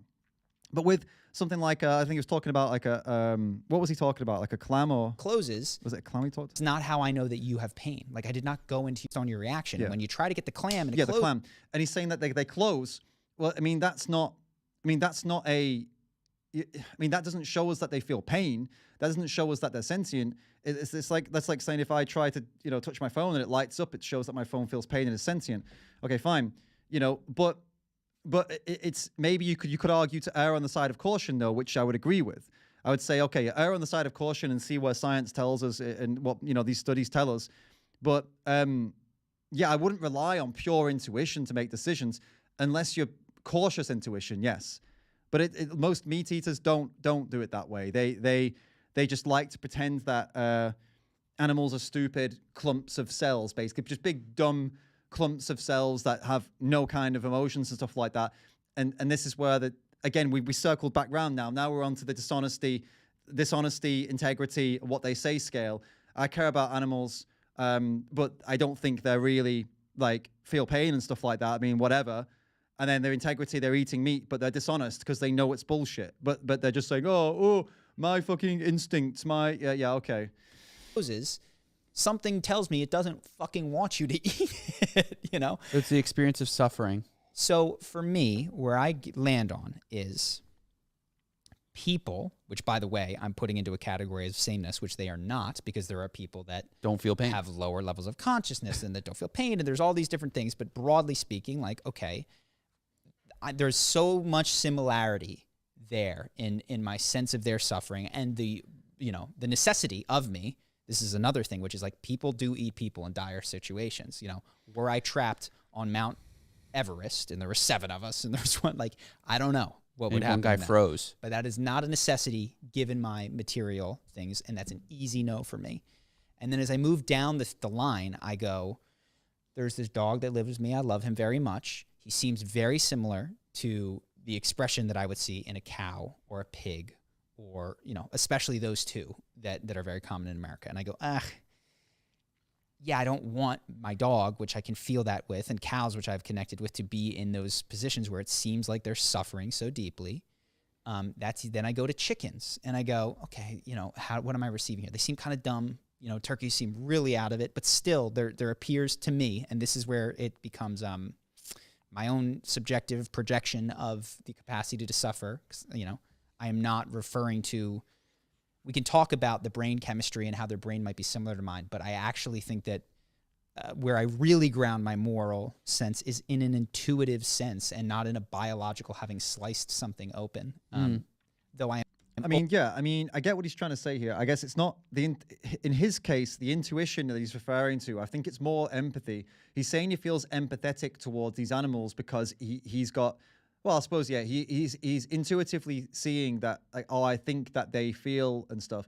And that's fine, but it's not entirely a good idea to just to rely on that, because like I said, if we ask everybody to rely on that, then people will say, you know, we're just going off people's personal, like, oh, I don't think that they feel anything, and then we have to what, just go by that? No, there has to be, we have to go with the evidence too, and to show, hey, wait a minute, no, they have a nervous system like ours, they have brains like ours. Of course they feel. It's not just intuition, it's fact. So if you intuitively don't care or think they don't feel, you're just wrong, and you're a scumbag for doing that to them. So although I like what he's saying here, and I can see it flipping the other way. I can see it being a problem for somebody on the other side, you know, to use the same thing he's saying to justify doing stuff to animals. So yeah, it's weird because, like, it's nice that he's saying this, but it also, it doesn't match up though, because he's not a vegan. So if he's pescatarian, it means he's just not killing animals. So he said he doesn't want to put animals in all these through all these places that he just went through. I don't want my dog to, all these animals to experience any harm, like I can imagine my dog would experience that harm. But you're funding the egg industry and the dairy industry, which you could even argue, and I would make the case, that they are worse than the meat industry. Because the thing is with the meat industry, right, is the animals they're bred, and they're in some place, some disgusting place. They feed them until they get to a certain point of weight, and then they kill them. And that whole process is horrible. Of course, they never see daylight, and then they get their head shot and throat slit in slaughterhouses, right? But in the egg industry, so first off, male chicks are killed immediately by grinding them up alive, or drowning them, or gassing them, depending on where we are in the world. They do that because they're useless. The male chicks, they're not the right breed for meat, and they don't lay eggs because they're males, right? So there's that, first of all. Then these female chickens, they're used for eggs. They lay like hundreds of eggs, way more than they ever would in a wild situation because of selective breeding. So that fucks up their bodies completely. They have all different ailments, different problems. They're really messed up. And then after all of that, when they stop laying as many eggs, they go to the slaughterhouse. So they have this whole life of suffering of laying all those eggs in these factory farms and never see daylight, right? So they have all of that, and then they're killed. So it's arguably, it's arguably not better, but it's arguably worse to be an egg-laying chicken versus a chicken that's bred for the consumption of the meat, right? And the same goes for dairy. The dairy cows, males sold off, killed immediately as babies, and the females, this whole life of just being constantly impregnated, milked, impregnated, milked, impregnated, milked, and then they go to the slaughterhouse in the end too. So it's like they get used, abused, and then killed versus just being born and then you know, kept inside and killed. You see, so it's arguably the dairy. If you're going to argue one of them's worse than the other, I'd argue dairy and egg industries are worse than the meat industry, right? So as a pescatarian, Charlie, and as a pescatarian who says that you care about the experiences of these animals that you say are like your dog, well then you got to be a vegan, haven't you? And we're going to get to fish in a moment. Open to that updating, you know. Like if I found out, imagine that you found it, that scientists determined that rocks, sorry for this pause, rocks felt excruciating pain. When you stepped on a rock, it was like having someone slam your hand in a door. You know what I mean? And they discovered it because the way that the neurons did, like, you know, that's possible. But it would so clearly contradict with your experience of rocks and be like, it'd be so hard to connect with that. I don't know how many people would find that moving if, like, you know, top scientists concur. And so that's sort of my point when people. But you'd be comparing, right? You'd be comparing rocks that are inanimate objects. Okay, they don't move. They don't move. They don't speak. They don't do anything. They just sit there. You're comparing rocks and trying to and compare them to, say, something like an animal like a chicken, right? But if you observe chickens, you see many of the behaviors that we have, they have. They look after their young. We look after our young. They viciously protect their young against invaders and predators. We do the same thing. There's those videos of chickens protecting their babies against the rain with their wings. We do the same thing. You've seen mums do the same thing with their coats, haven't you? They scream when they're in pain or when they're afraid. We scream when we're afraid or in pain. They have individual personalities. Some of them like being stroked. Some of them don't. Some of them like it in the chest. Some of them like it behind the head. Some of them like it under the beak. Some of them don't like any of that. Some of them just want to sit on your lap. Some of them don't want to be anywhere near you. And this is not just, but some of them are scared. No. I know rescues where they have had chickens for years, and they all know the rescuers, the owners of the sanctuary. They're very comfortable with them, but some of them still don't want to be touched. And sometimes they do, though, but mostly they don't. Some of them can't get away from you. Some of them want to sit on you or climb on you. These are personalities the same as we have. So to try to say, compare that to a rock and say, oh yeah, if a rock suddenly it was proven that they feel pain, would we change our behaviors? Probably not. Well, it's not just because we don't care about them feeling pain. It's because it's evident that they have none of these attributes. They have none. It wouldn't be possible to happen, right? If it couldn't happen because there's no biological need for a rock to feel pain because they don't need it for any of those things that we just talked about. Same as plants don't need to feel pain because what are they trying to escape from? They can't escape. There's no evolutionary reason for them to feel pain. So yeah, I get that it's hypothetical here that he's talking about a rock. It's just, it doesn't track. The hypothetical doesn't make sense because of all the things I've just said. Point to the studies of, like, looking into the brain of a human, a cow, a fish, a bug, etc. I find that less moving than the moral intuition, though I wouldn't bar that outright.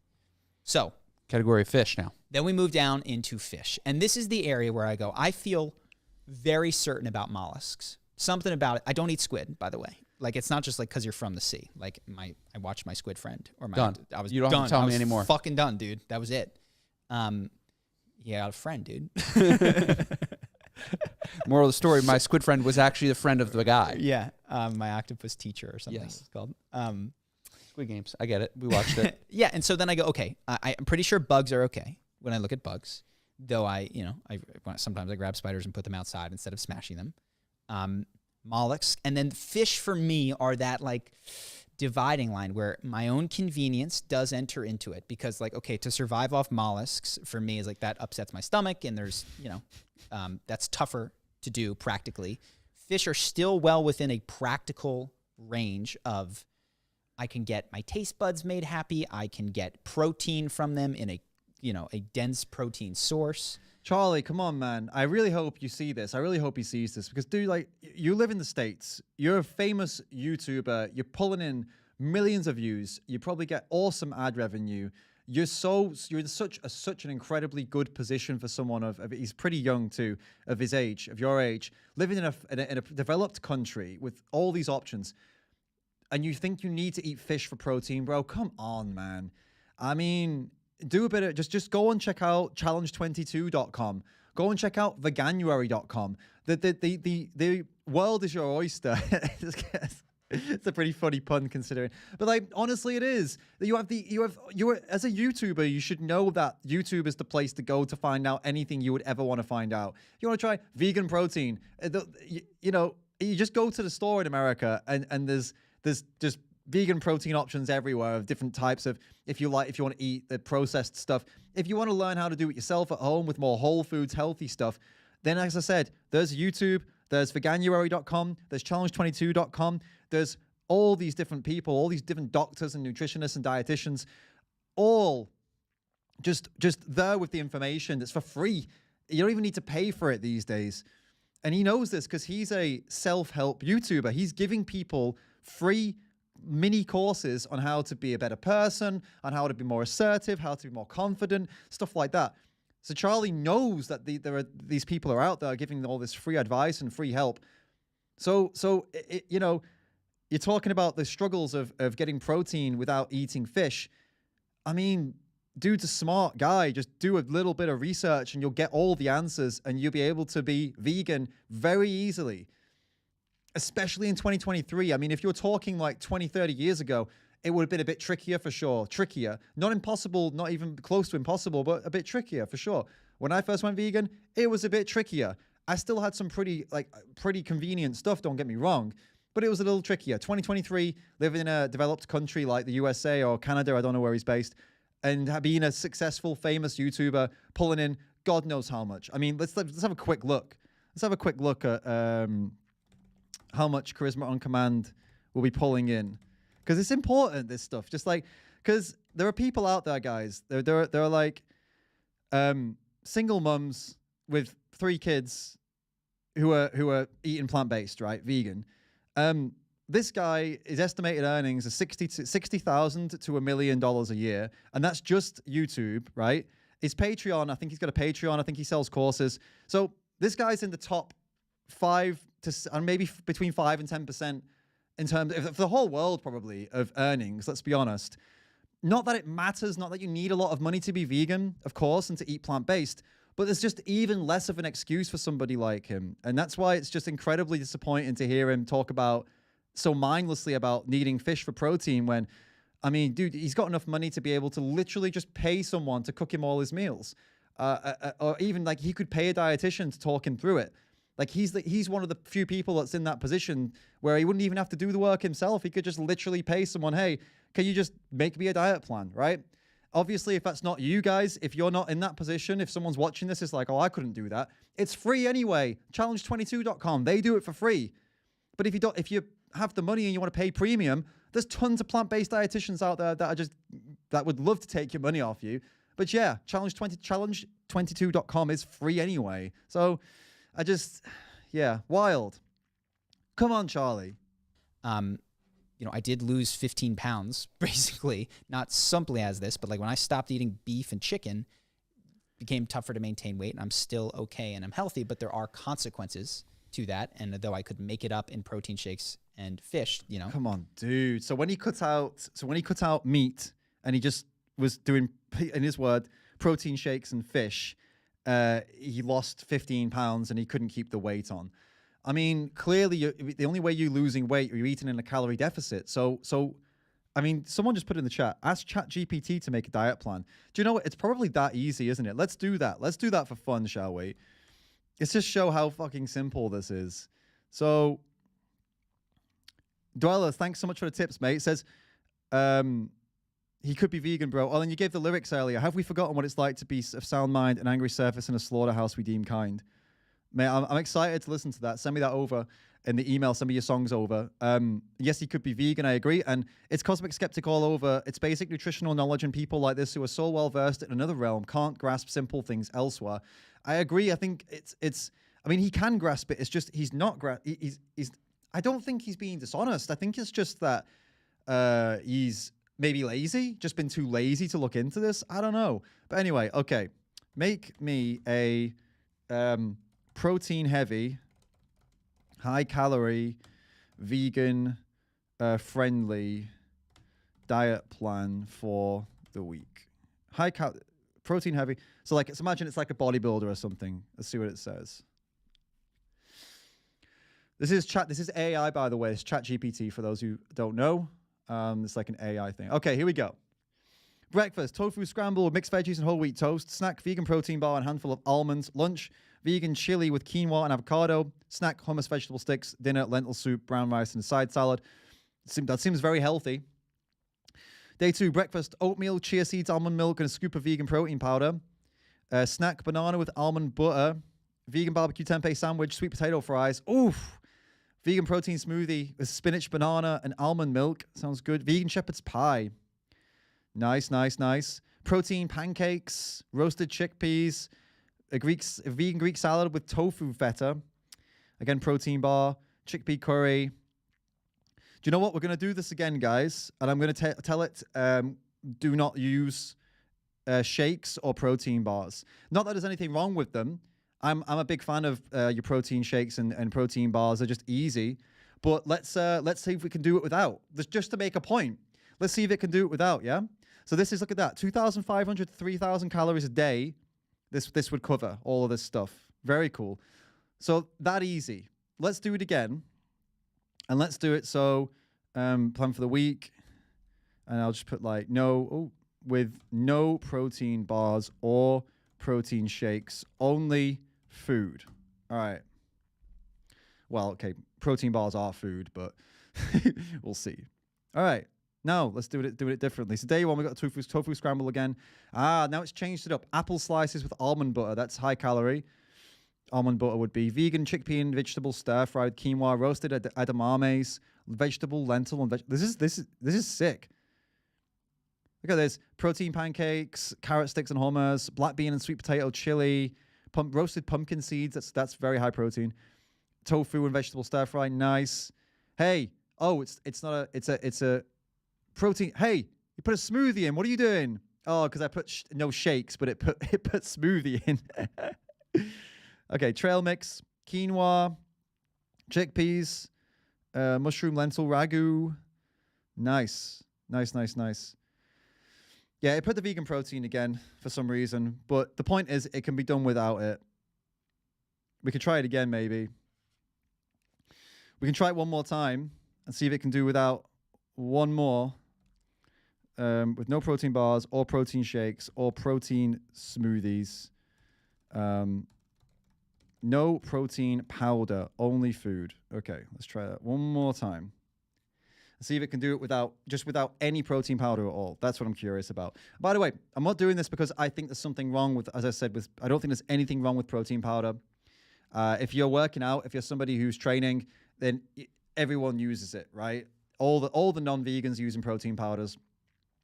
It's just convenient. And why would you not do the convenient thing? It's like we take B12 supplements because we prefer that over killing animals, right? You take supplements over killing animals.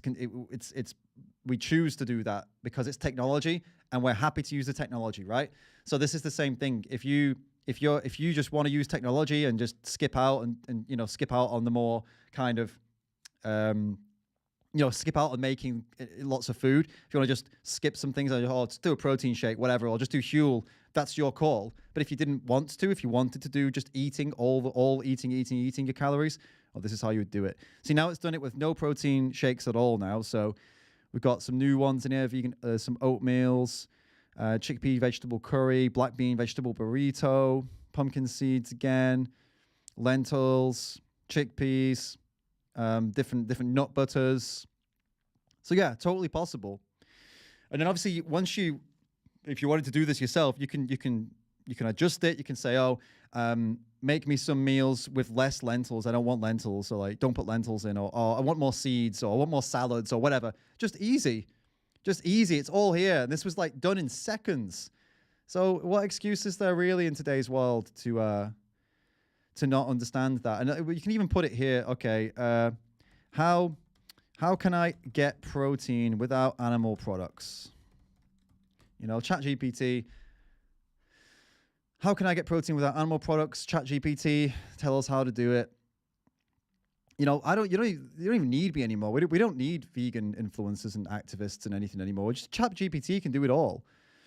Legumes, there you go. Black beans, kidney beans, navy, pinto, lentils, chickpeas, peas, legumes. Protein. Legumes are a great source of protein, fiber, and complex carbohydrates. Nuts and seeds, tofu, tempeh, quinoa, and other whole grains. Like it's not rocket science, guys. Vegetables, which people don't realize have bloody protein in. Seitan, which is banging. And there you go. That's like a short list. It's a pretty good list. That'll keep you going. There's so much variety in this list. It's crazy. So yeah, glad we put that to bed, guys. Now let's get back into this. Practically, that has not happened for me. Fish are an area where I'm open to discussion, truly. I'm open to discussing different types of fish. I'm open to discussing all of this. But for me, that is a gray zone that I have landed on, yes. But I'm not committed to it for the rest of my life. So this is good that he's open to it. And the thing is, right, if he's open to it, then he would be open to hearing what I'm going to say now. When you look at a fish and you can't connect with them because they are a fish and they're obviously an underwater animal, it's the same as how if there were underwater advanced animals and they saw you underwater and you were drowning, they wouldn't understand that you were drowning, and they wouldn't understand what you are or what's going on here, because you don't look like a fish, you don't have gills like a fish, you don't have body or skin like a fish. So they would also look at you and be like, yeah, whatever, I don't even know what's going on here. And that's what happens when you pull a fish out of the sea, because there's evidence now that they do feel pain, that they do suffer, and they have a complex nervous system and stuff, right? So that's proven now. But when you look at them, you're like, man, I don't see it, right? Well, that of course you don't, because we're land animals and they're sea animals. So of course we don't see it. They could not be any more different from us, in every way. So of course it's hard. I get that it's harder to connect with fish. I get that it's harder, but that doesn't mean that they don't feel pain. And now it's been proven that there are literally documentaries about it. There are literal studies about it. They're showing that yes, they do feel pain. Yes, it is something that's happening, that they're sentient, they feel pain, and they deserve moral consideration. So that's it, basically. That's the conversation. So it's good that he's open to it. And the beauty of it is you don't even need to eat them anyway. So it's fine. We just went through all the protein sources anyway. Why do you even want to include fish on the menu? Yes. But I'm not committed to it for the rest of my life. I could hear and see arguments because the way that I interact. I don't know. When I was little, I didn't like hooking them. Good. But then I was told that they didn't matter, and you take it out, and I don't know. The hook gets stuck in there. But then they bite you. Then they keep biting the same hook over and over again. You go, is there anything going on in there other than stimulus response? Come on, humans do the same thing. Keep going back to my ex. To be fair, my dog would do the same thing. Yeah. He would just, oh my God, food. It's true though. A lot of people, we don't realize this, that we look at animals and they say things like, oh, they're so stupid. They keep going back to the same hook and they keep going and doing the same thing over and over again, and they expect something different. They're so stupid. Oh my God. That's what we do all the time. It's constant. It's something that humans are well known for, repeating the same things over and over again and expecting a different result. It's just literally part of being a human. But then the difference is a fish doesn't know any better. A fish doesn't have that awareness that we have to analyze their behavior in some kind of philosophical context. We do, and we still repeat ourselves. We have the ability to analyze our behavior and say, does this serve me in any good way? Let's have a philosophical discussion about this action and see if it's beneficial or not. We have the possibility to do that, and we still don't do it. And we still go and repeat ourselves and do things that harm us physically or mentally. It's so dumb. So yeah, like they said, you can't point at a fish and say, oh, they're so dumb, they do that. They don't even have the ability to change their behavior, but we do, and we still do the same behaviors as them, don't we? So really good point that they kind of finish on them. You got sprayed by a skunk and didn't stop chasing skunks. Yeah. So yes, that's where I go, and it's sloppy at the range of fish. I feel clear seems sloppy. But it's not like if anybody's like, oh, animal products. It's like, really? You wouldn't eat a cricket, or you wouldn't eat a mollusk, or you wouldn't eat this? But why would you? At some point, you're getting so close to what would appear to be the consciousness level of a Venus flytrap, which by the way is outsmarting flies every damn day. I guess what I'm saying is I see this stuff as existing on a continuum. I think that it is unfair when people try to draw these hard lines and say that their line is real, because it seems that even within the range of humans or dogs or I'd like to draw two lines. Yeah. How about hunting your own food?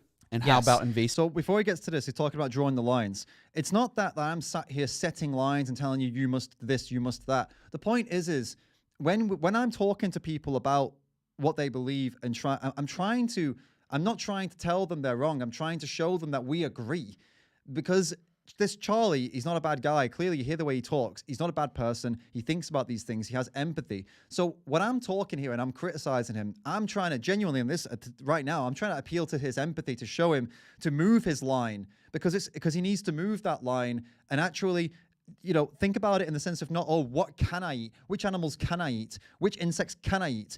It should be more, well, we didn't even prove that animals felt pain until recently in science, right? So instead of waiting for science to catch up and show you, hey, by the way, these animals are actually sentient and feel pain, why not err on the side of caution and just eat the stuff that doesn't feel pain, like plants, and get all of your nutrition there instead? And if you're an empathetic person, that's what you'll do, because you can thrive and you can get that nutrition, and you can bodybuild. If you want to bodybuild, you can be a long distance runner. And you'll be most likely as healthy as you are now, or even most likely healthier than you are now, if you do this properly, if you eat correctly, if you eat nutritionally balanced plant-based diet. So why would you not just choose that as an empathetic person, as somebody who cares and thinks about these things? Why would you not choose that path? It's not about I'm right, you're wrong. It's about I believe you're empathetic. So why don't you just do this instead? It seems, it just doesn't, it adds up to me. That's what makes the most sense. So I hope he sees that. A hexproof abolitionist says, thank you for the tip, and says, hey David, have you seen JP Sears' new video about fake meat? Bad, real meat good? It would be great for a response. I haven't seen it. That guy winds me up, I'll be honest with you. I used to like a couple of his videos, but I don't know. He went like a weird way at one point, and I was like, oh, this is starting to get a bit dumb now. And he just started grinding on me, even when it's not vegan related. The guy, this JP started grinding on me. So I don't know. I'll check it out for sure, though. Yeah, thank you for the tip. I'll take a look at it. Maybe today, potentially. We'll check it out. Humans or dogs or like. I'd like to draw two lines. Yeah. How about hunting your own food? And how about invasive species of deer on Hawaii? So I've talked about this a million times, so I don't want to go too deep into it. Okay. But yes, clearly, those things mitigate for me. Okay. If you're going to hunt your own, this is primarily an issue with the, I guess you could farming. Apparently there are two kinds of vegans. There's a rights vegan, which is like it has a right to life in the same way that it doesn't matter if a human suffers when you kill a human, it has a right to its own existence. And then there are welfare vegans, which is concerned primarily with suffering. I find myself concerned primarily with suffering, and I guess fall into the category of a welfare, but you can make the rights argument as well. So that's why hunting is wildly mitigated, and a regenerative farming that treats the animals with kindness and gives them a good life would be much preferable to a factory farm. So he's trying to say here, okay, I see what he's trying to get at here. So he's saying because he cares more about the suffering side of things, he's saying people who hunt or regenerative farms are preferable, right? So, okay, fine. You can believe that. You can believe that as a vegan, you can have that opinion. It's fine. It's not an anti-vegan opinion to say, hey, if we have to choose one or the other, then that way is preferable because at least it doesn't involve factory farming and slaughterhouses. That's okay, fine. You could say that, but he's missing the point here. That why even have the discussion? Because it's for him, it's not necessary. None of it's necessary. So it's like, okay, yeah, these things are better and preferable, but they're still not good, are they? Because hunting animals being preferable to factory farming animals doesn't mean that, okay, so let's hunt animals. Well, no. It's preferable, but it's still bad. So let's just not hunt and let's not factory farm them. Let's eat some fucking lentils, right? Isn't that a great solution to that point? Okay, well, factory farming is horrible. Oh my God, that's difficult to say fast. Regenerative farming is preferable. Yeah, okay. But it's still breeding and killing animals, which I don't like and I don't want to happen. I still don't want animals to be treated as commodities, products, and then shot in the head so I can have a burger, whether it's a regenerative farm or a factory farm. Yeah, okay, no, one's preferable, okay, fine, but no, neither of them are necessary. I'm just gonna eat those fucking lentils. So it's not a comeback, it's not a retort, it's not a counterpoint to going vegan. And it's just, I guess it seems like here he's just kind of giving his opinions on these topics as opposed to actually justifying himself. Like the other dude, his brother, I guess it's his brother, he said that earlier, has asked him, why are you not vegan? He's not really given an answer. He's just kind of like floated around the topic. It seems like he doesn't really know why he's not vegan. And to that, I say, Charlie, bro, you're a vegan in here, but you're doing exactly what Destiny was doing. You're trying to justify not being vegan when you know it's the right thing to do. So, dude, just go vegan, man. What the hell? I mean, if with him, you wouldn't even need to debate him because this isn't a debate right now. He's not debating. He's already on board mentally. He's just got that inconsistency, as we said earlier. Where is he on the triangle, right? So he's got what they say they believe, is it honest or dishonest? And then integrity, right? So currently, he's got what he's saying, and he's got his integrity with what he's saying. He's saying, oh, fish, not really so sure, not really bothered. And he's integral with that because he's eating them, but he's being dishonest because he knows he could find out how to get protein. And he knows he could easily find out that fish are sentient and feel pain. And he knows that if he looks into this, he's going to find out the stuff because he's not stupid, right? So then that's where it's ironic that he's calling Destiny for the dishonesty. And that was the part of his triangle that was missing. Charlie, bro, you're being dishonest, but in a different way, man. That's it. You're doing the same as Destiny. It's just slightly different. You're slightly more empathetic not slightly. You're a lot more empathetic, and you're a lot more along the road to being consistent and actually integral with being against animals being killed and abused and used and abused than Destiny is. But you're committing the same shit that he was, which is definitely, there's some irony in that, isn't there? That he criticized Destiny for that. And all of those things factor into my own personal decision. So yeah, I've said I feel bad for regular listeners because I've done this before. Welcome back. And that's it. They move on to another topic now, and that's the end of the topic. But yeah, I mean, I don't know. I mean, the chances of him seeing this response are pretty slim, but he's definitely there, isn't he? Right, guys? I think if we try to get him this link on the podcast clips channel, I think there's a potential to see that because the podcast clips channel he did is very small, right? So look, it's here, dropping in podcast clips, only 621 subscribers. So if you guys are going to try and get him to watch this video, here is the place where you should do it, in the comments here, and the comments of this video potentially as well. There's only, right now, on this video, there's only 2 comments, if you can believe it. Three comments here, right? So if you guys want to get in there, drop some comments. If you try to post a link in there, it doesn't work, then just type up, go to David Ram's live stream. He talks about you and he really likes you and says nice things about you because I like him a lot. I do. I think he's a good guy. I think he seems to be on the right tracks with a lot of stuff. I take a lot of inspiration from his content and his videos.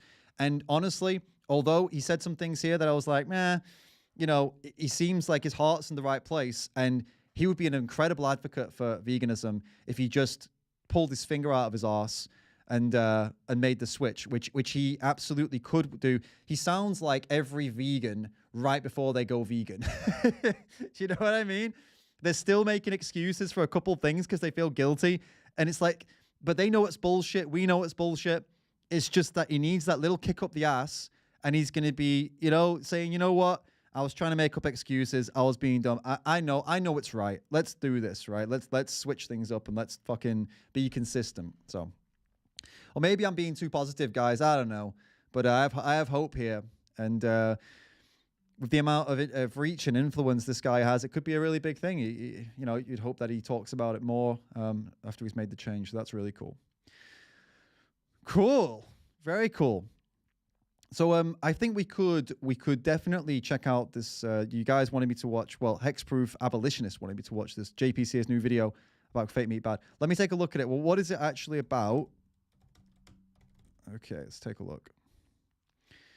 Why you should be eating fake meat, is that the one?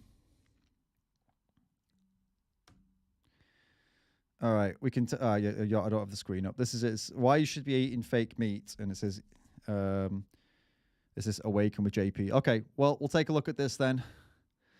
I don't want to. I really don't like this guy. Okay, but we can try it for a little bit, and if I can't stand it, it's going off, okay? Hello, you moron! You need to ditch the real meat you're eating and all the negative side effects it carries of strength and vitality, and start eating fake meat, just like the world's elites want you to. And you can trust them, because they look healthy. So what is he on about? First off, the people on the left, none of them are vegan or plant-based. And actually, neither is fucking Bill Gates. Bill Gates is most likely still eating meat and all animal products, right? Because he's incredibly rich. And these super rich people, these billionaires, these super rich elites, they might tell you to eat something, like eat the bugs, eat these cricket burgers, stop flying, but then they'll fly around in private jets and they'll be eating very expensive animal products. So none of these people are actually what he's saying they are. So that I know. And the thing is, right, last time I criticized him, people criticized me saying like, it's just parody. It's just parody. But the thing is, yes, he's doing a satirical video. But the point is, the point of his satire is not that these people aren't plant-based. The message of his satire is that he's trying to tell you they are. And that's why it's funny. It's because, you don't want to look like those fucking people. Those people are eating the fake meat. So the joke isn't that they are meat eaters. The joke is that you're supposed to believe they aren't meat eaters. So when I criticize this guy's parody, I'm criticizing the fact that he lies to his audience for laughs. Like he did it with Peter once. He made up some stuff Peter had said to make his satirical video more funny, and misrepresented them to make it more like to generate some like hatred towards Peter. And it was just that you can mock Peter without making stuff up. This is what I'm trying to get at. That you can mock the different way of doing this, right? He could have just used some examples if he wanted to of actual vegans, and it would have been just as funny. It would have been funnier because it would have been like, oh, they're actually vegans here, right? He's used some vegan influences that in some bad moments, and it would have been annoying and stupid, but it wouldn't be quite as dumb as this, where he's just actually using people that aren't even plant-based or vegan to make his point. Don't they? Fake meat.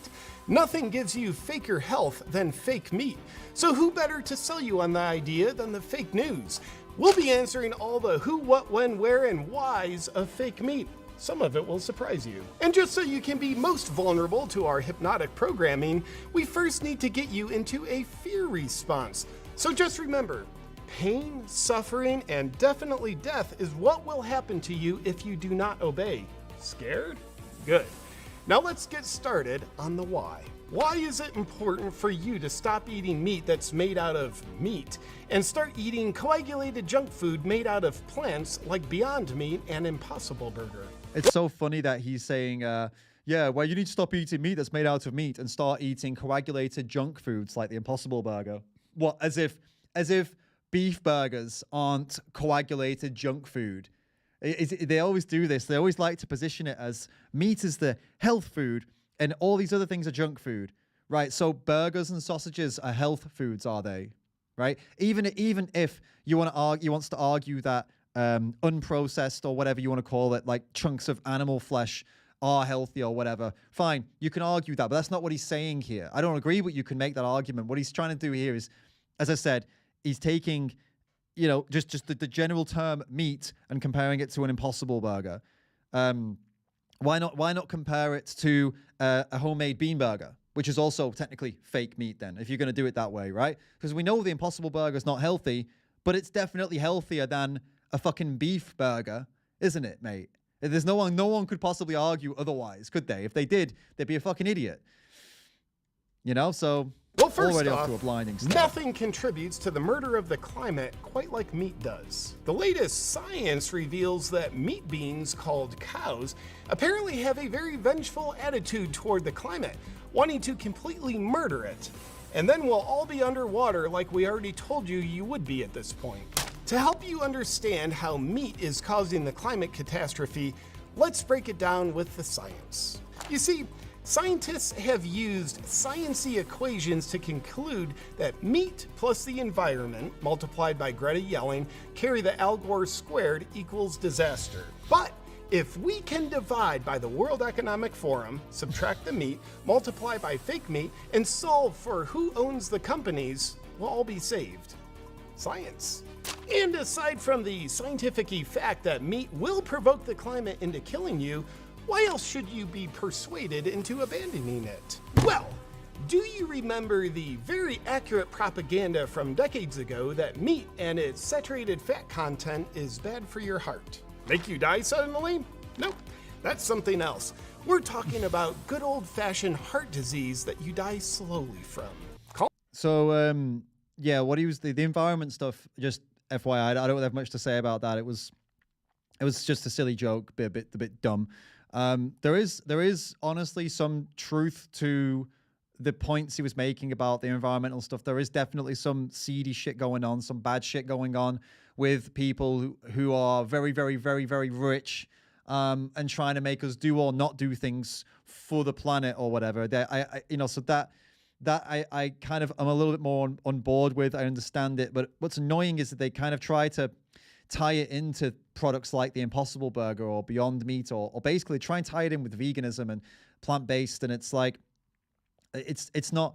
I mean, he's not done it yet. I mean, maybe he's going to go into veganism, but there's absolutely no connection with the environmental stuff and why people are vegan. As in the trying to get everyone to whatever, restrict people's freedoms and things like that for the planet. Apparently, that has nothing to do with veganism. Like the things they want to do, they want people to start eating bugs, for example, for a protein source, has nothing to do with veganism. Clearly, because we don't want to eat bugs, right? We would just eat beans. we beans over bugs, right? So, but yeah, this guy tends to, and people like him tend to try to connect all of that environmental stuff that I mentioned, World Economic Forum, etc., with veganism. To be fair, he's not done it yet, but yeah. Call me nostalgic, but I miss those days. Well, believe it or not, it's been uncovered that with a decades-old propaganda, the sugar industry funded those studies in order to frame saturated fat to look like the heart killer, so the sugar industry's cardiovascular damaging product and their heart-healthy profits could fly under the radar on the what's causing heart disease conversation. This just in! It's weird that corporations would frame something to be healthy for you that's actually bad for you while telling you that the thing that's bad for you is good for you. I didn't know they would do that, but I'm sure they've stopped doing that. Now, I don't know what this whole sugar thing that he's going on about here. Yeah, I can't comment on that right now. But I'll look into it maybe after this. Well, we can look at it now. What's this? The Guardian, the U.S. sugar industry funded one of the biggest misconceptions in, what was that? Modern nutrition. We can look at that. The U.S. sugar industry funded misconceptions. Guardian.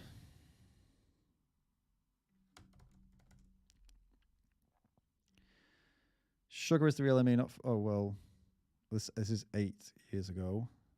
Oh, wait. What was it? Is that what it was about? Where's the fucking thing? Why I'm not livid but surprised. The U.S. sugar industry funded one of the biggest misconceptions. All right, well, this might be it here. It's about some movie and... Yeah, I don't know. I mean, if it's just an article, like I was looking for like some kind of study from off of it, but if it's just an article, then...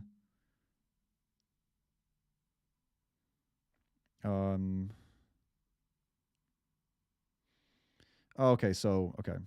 Before you read another health study, check who's funding the research. And then it says, food companies have a bad history of funding biased research to support their products. Where's the sugar thing?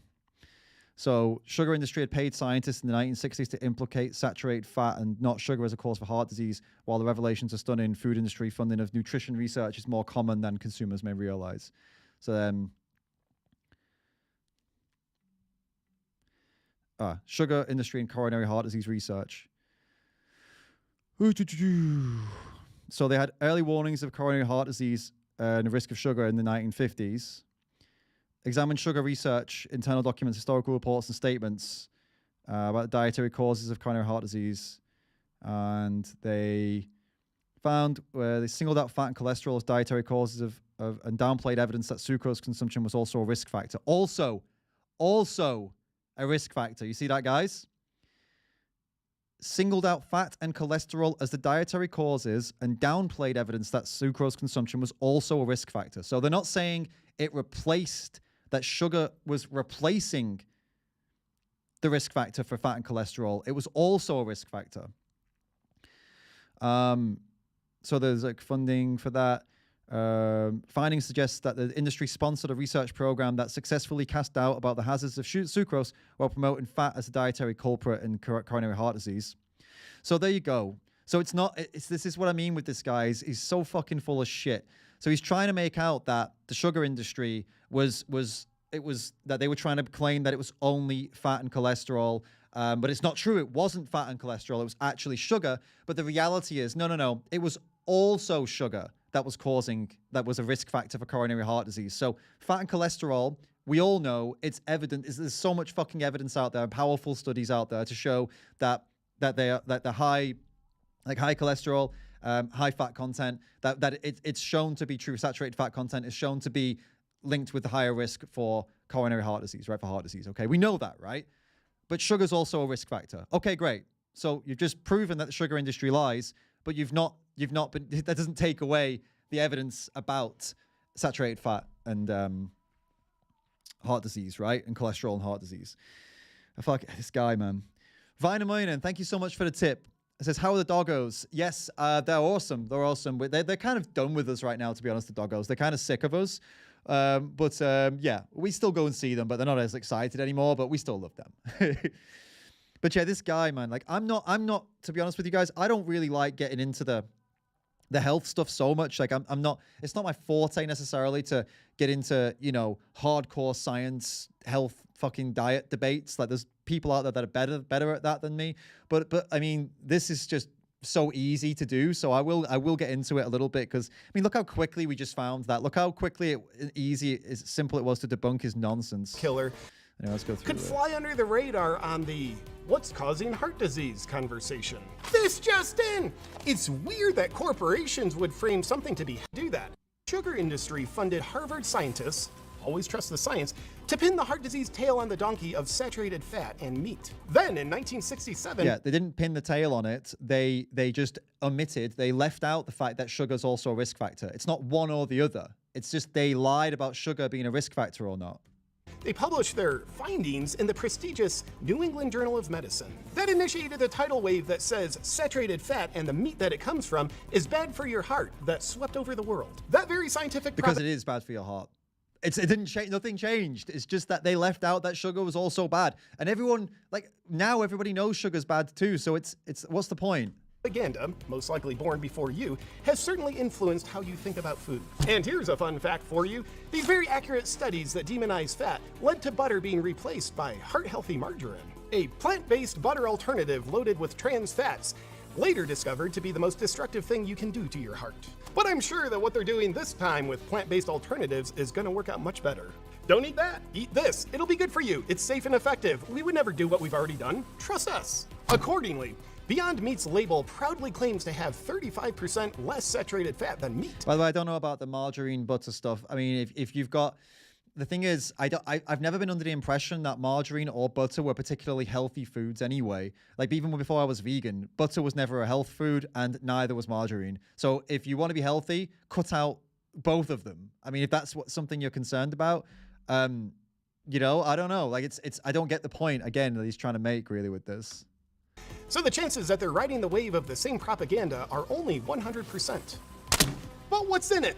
Well, because plants inherently sound safe because they'll never try to devour you in nature like a deadly animal would, we decided to look into the ingredients of Beyond Meat. So Leon says modern margarine is pretty much trans fat free nowadays. Yeah.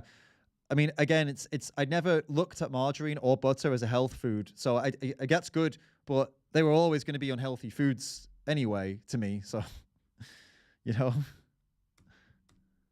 With only 21 ingredients that go into making it, it sure looks like a healthy whole food to us. The amount of ingredients that go into something don't determine whether it's healthy or not. That's just, it's fucking so simple. Like, it's such a simple-minded take.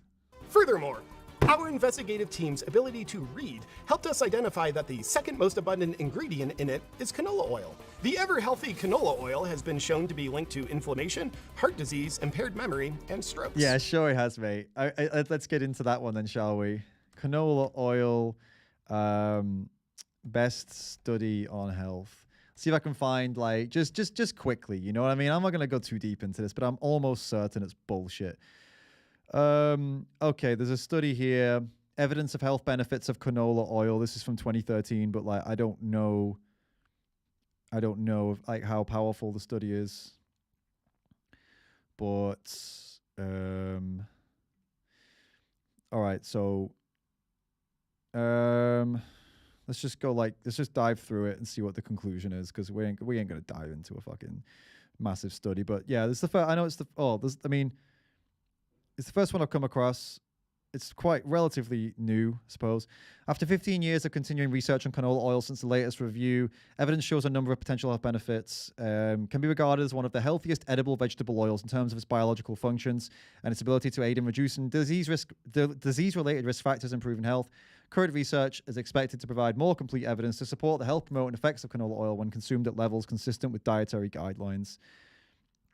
But it's a little bit funded by the Canola Oil Council of Canada and the US Canola Association. Okay, yeah. Maybe we can't really completely trust that one then, eh?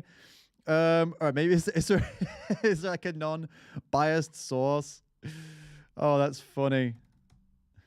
Is canola the same as rapeseed? I don't fucking know. It is the same. No, it's different. It's different. No, it's the same. It's the same. Okay. Let's see if I put rapeseed oil, see what comes up.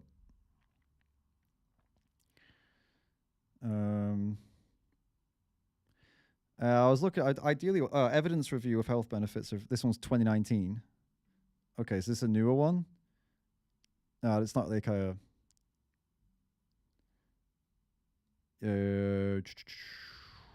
oh yeah, I mean let's have a look. What was their conclusion then? Were they funded by fucking canola organizations? This review identified that improvement of some I'll make the screen bigger. The improvement of some specific characteristics of rapeseed oil could make it more effective than other vegetable oil, enhancing or causing less detriment to human health. So they want to like, okay, wait, I don't really understand this. They want to like improve it. Yeah, all right. I tried to go through this quickly, but it doesn't seem like it's going to be something I can just whip up nice and quick. So we'll move on. But I'm almost certain he's chatting shit because he's chatted so much shit so far anyway. And anyway, you could just always eat something else, couldn't you? Probably misinformation, because we can confidently say that this Beyond Meat ingredient is low in saturated fat. So if you view it through the lens of the fabricated studies by the sugar industry in the 1960s, it certainly does qualify as heart healthy, despite it being bad for your heart. Again, if you're bothered about canola oil, rapeseed oil, or whatever being in mock meat products, buy a different mock meat product. Like if it's an Impossible Burger, buy a different mock meat product. Or better yet, just make your own fucking burgers out of beans or lentils or whatever. Make your own seitan. Make your own tofu burger. It's really not rocket science, guys. You don't need to eat Beyond or Impossible as an alternative to meat. You can just have so many other options. There's literally, it's almost unlimited the amount of options you could have to make burgers out of plants and actually do it yourself, you know? Big Canola. Big Canola tipped. Thank you so much. Says, please accept this silence money. Hey, it'll take a lot more than that to shut me up, Canola. Big Canola. You're gonna have to up that. Times it. Add a couple zeros onto that, yeah, and I'll stop looking into it. Okay, I promise. You can buy me, okay? And we're not ones to split hairs about this kind of thing. By contrast to the 21 processed ingredients in Beyond Meat, meat, on the other hand, only has one ingredient, meat, which certainly qualifies it as a processed food best to be avoided. Yeah, sure. Like the meat, the animal flesh only has one ingredient. I'm sure if you check the list of ingredients for a McDonald's burger or any beef burger really that's in a shop, I'm sure. Well, at least in McDonald's and restaurants, I'm sure that's the only ingredient. And in the shops, I'm sure like they list all the different chemicals and stuff that have been given to the animal, all the different treatments and things that the product has been through as it's been getting, before packaging and stuff like that. I'm sure they list all that stuff as well. No. Yeah. Just one ingredient, mate, isn't it? And anyway, as I said earlier, there's not even a point even arguing the point that I just made, like this, oh, there's more ingredients, there's less ingredients. It doesn't fucking matter how many ingredients something has. It doesn't determine whether it's healthy or not. And it doesn't determine also whether it's ethical or not, is, the number of ingredients it has. It's just, well, it says right there on the screen, the word moron's right there. But actually, if you're a moron, that stuff matters. If you're that simplistic that more ingredients is unhealthy, then yeah, it matters to you. Yeah, but, use your brain, guys. Jesus. When we come back, we'll tell you who is a major figure in the push to get you eating fake meat. But first, a word from our sponsor. Did you know that if you breathe meat report. Who is it exactly that wants to control you so much that they get you to stop eating meat and start eating plant-based pretend meat? Well, in our investigative journalism about plant-based meat, we were pleasantly surprised to find out that Bill Gates is a major investor in Beyond Meat, as well as another plant-based meat company called Nature's Find. And in the latter company, we found it to be conveniently true that Al Gore is an investor as well. Based on what appears to be high levels of health and fitness, Bill seems to have just as many nutritional qualifications as he does medical qualifications. What does the physical appearance of Bill Gates and his intellect in biology or health have to do with him investing in companies that he wants to make money from? Exactly. I don't get that at all. Are you trying to say Bill Gates is he trying to say Bill Gates is telling everybody this is going to make you super healthy? Because if he is, he's a fucking liar. Mock meats are not intended to make you healthy. They're intended for, well, mainly from these people, they're to be more environmentally friendly, right?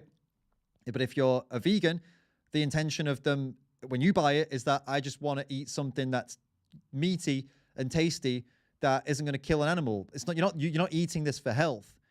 So they're not even targeted at being healthy. But I suppose in a way, some people would buy the mock meat because they know that the animal products, especially red meat, is linked with a high risk of cancer, heart disease, and diabetes. These things have been observed, right?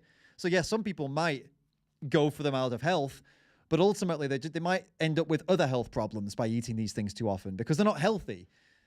But anyway, the physical appearance of Bill Gates doesn't fucking matter, does it? What he invests in, it doesn't add up. So we couldn't more adamantly recommend that you do with your health and nutrition what he says. Trust him. He pretends to be a doctor. But why should you listen to health authorities who have no vested interest in improving your health? Well, in case you have as short of a memory as a jellyfish or the President of the United States, let us remind you that the same people who aggressively pushed you to stay in your homes and to get jabs during the pandemic while continuing to try to scare you about climate change are also the same people wanting you to think meat is dangerous and pretend meat is good for you. And this is what they do. This is what they do. So they try to tie in all these things in and make it like it's one big entity that's doing it, when the reality is it's just not true. There's multiple players in multiple parts of the world in multiple different positions who do multiple things on the public for multiple fucking reasons. It's not just one group of people doing it all to another group of people, right? And even though I am empathetic to his points about how we were all treated during the pandemic and how governments like shit all over us and treated us so badly, lied to us. I get that. I empathize with that. But to claim that all of that and these people who did that to us are the same people who are producing mock meat is just stupid. And it's just so dumb. There are many reasons people want other people to choose mock meat over animal meat, right? It's not to just simplify it and just like, oh, it's all those people. That's how we end up with people thinking that we as vegans want to lock everyone down and force people to take medicines that they don't want to take and take away all their freedoms and stop them from traveling and make them stay at home and stuff like that. They think that that's what the vegans want because of people like him trying to tie it all in together as if it's just one big monolithic group of evil Satanists who want to control everybody. And they put us in that bucket because of him. And it's just so oversimplifying a massively complex situation of people in various positions of power trying to fuck over the people. It's not like a coordinated effort. They're all on the same board doing all this shit. And the vegans have fuck all to do with any of it. Beast says, David, as a nutrition undergrad, it's really frustrating to see you not able to fully wreck his points. I don't blame you. Can I come on for 5 minutes to debunk his points? Also, this article. Yo, I mean, I'm not a nutrition undergrad, bro.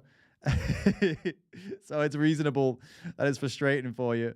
I'll check the link you just sent. And thanks for the tip, and thanks for the point, by the way. I imagine it would be frustrating to be like qualified in nutrition and not respond. What was it? Is it I'm trying to look for your thing now. 1 second.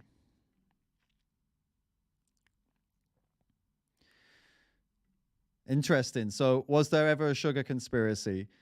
So this is I mean, look, my kind of way of dealing with people is to steel man them. So that's why I steel manned this point and just went with what he was saying to like go and, you know, call his shit out anyway. But are you saying there actually wasn't even this didn't even happen anyway? Is that your point? So that's the abstract. Where's the, okay. Historical research revealed how major industries from tobacco led to petroleum meddled in science to conceal hazards of their products. Similar allegations made against sugar industry. And there's a new popular narrative that low-fat campaign in 1980s is not based on solid science. Allegations suggested that if not for machinations of sugar industry and its sponsored researchers, U.S. dietary policy might have been different.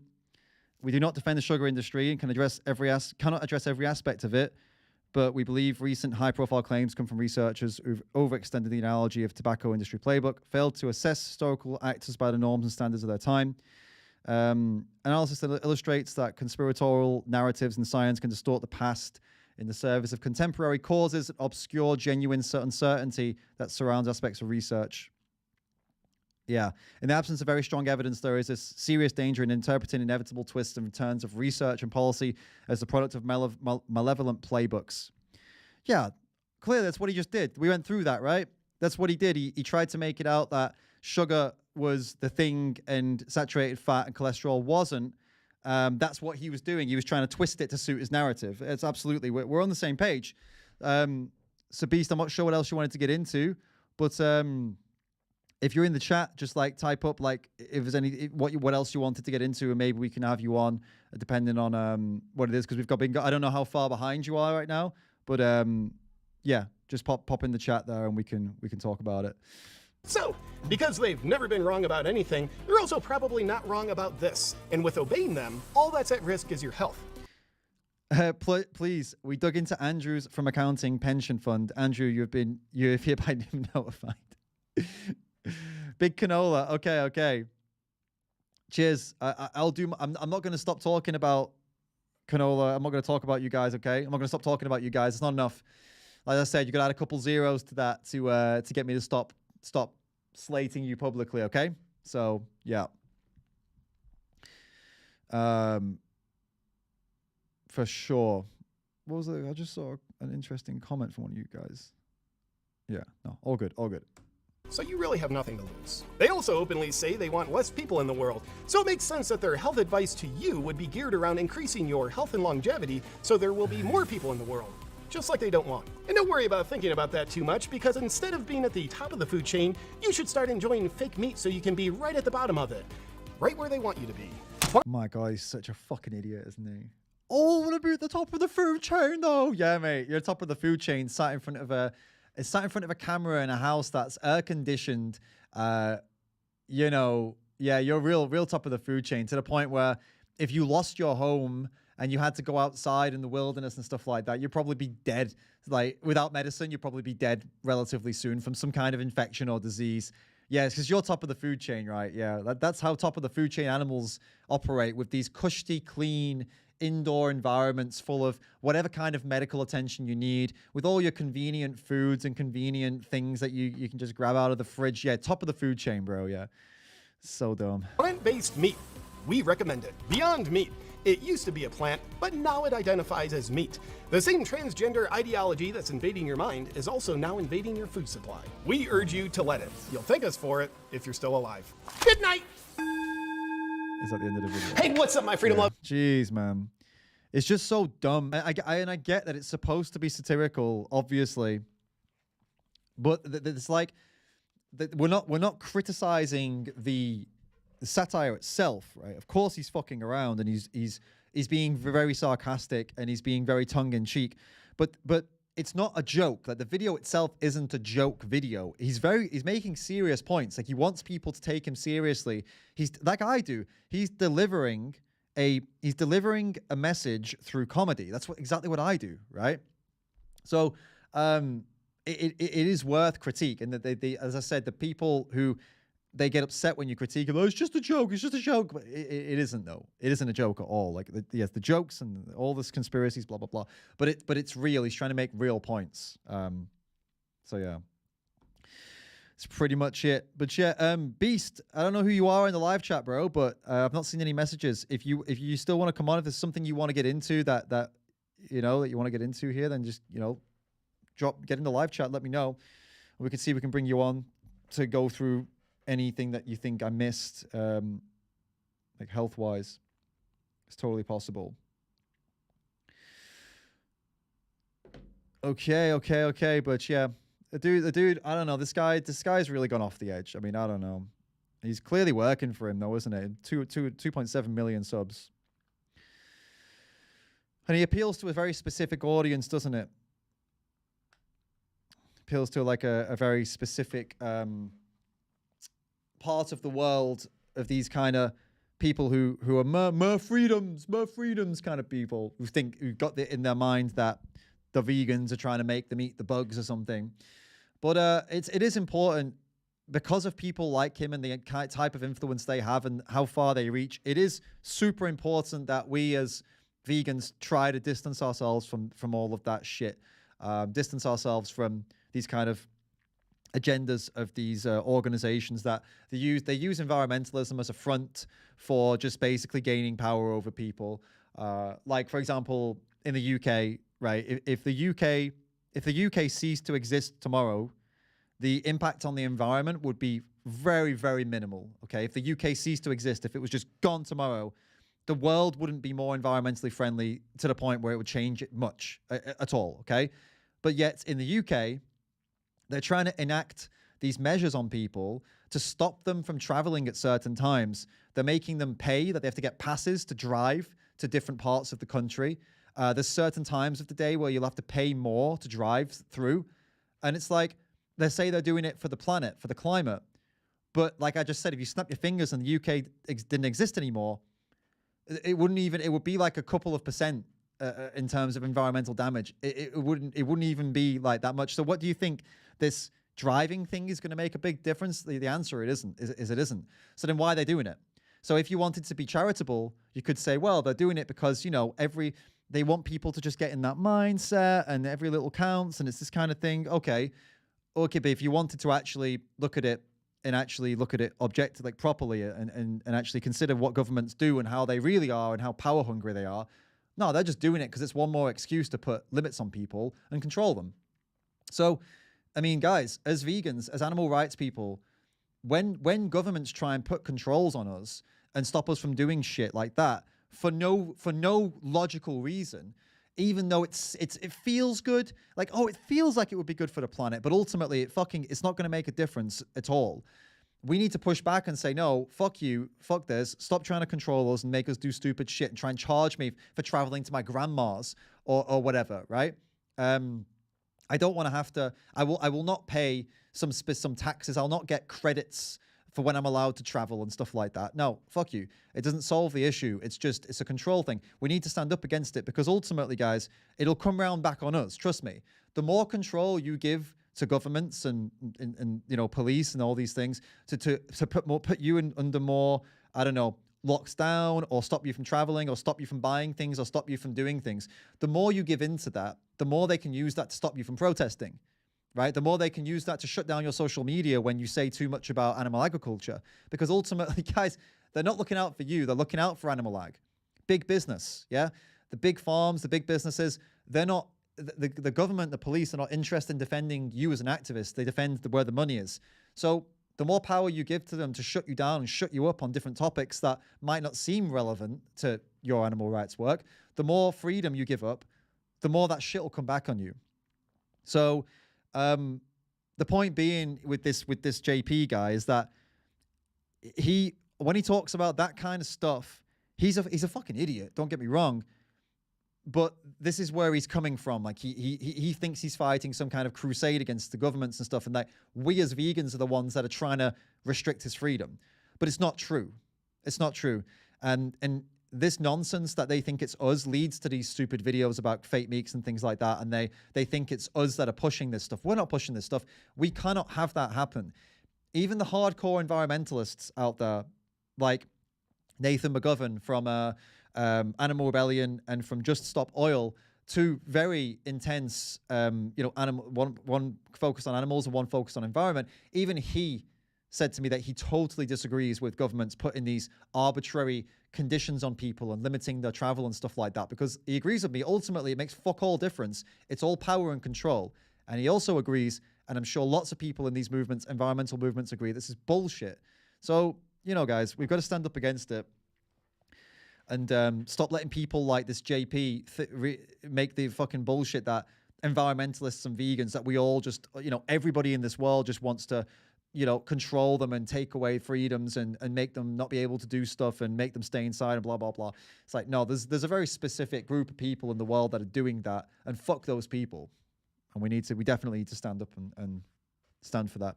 Beast tipped to $1. Thank you, mate. It says, still willing to explain in 5 minutes on voice, but main points are, this guy's a sarcastic dick and he's flat out wrong on everything. Saturated fats, increased LDL and or ABOB, which is causal to coronary vascular disease outcomes, CVD outcomes. Replacing SFA with canola reduces risk. What's saturated fat with canola reduces risk? Yeah, we went through that. I don't know how far behind you are, but yeah, we basically covered that. Maybe I didn't go into it in a lot of detail because I'm not a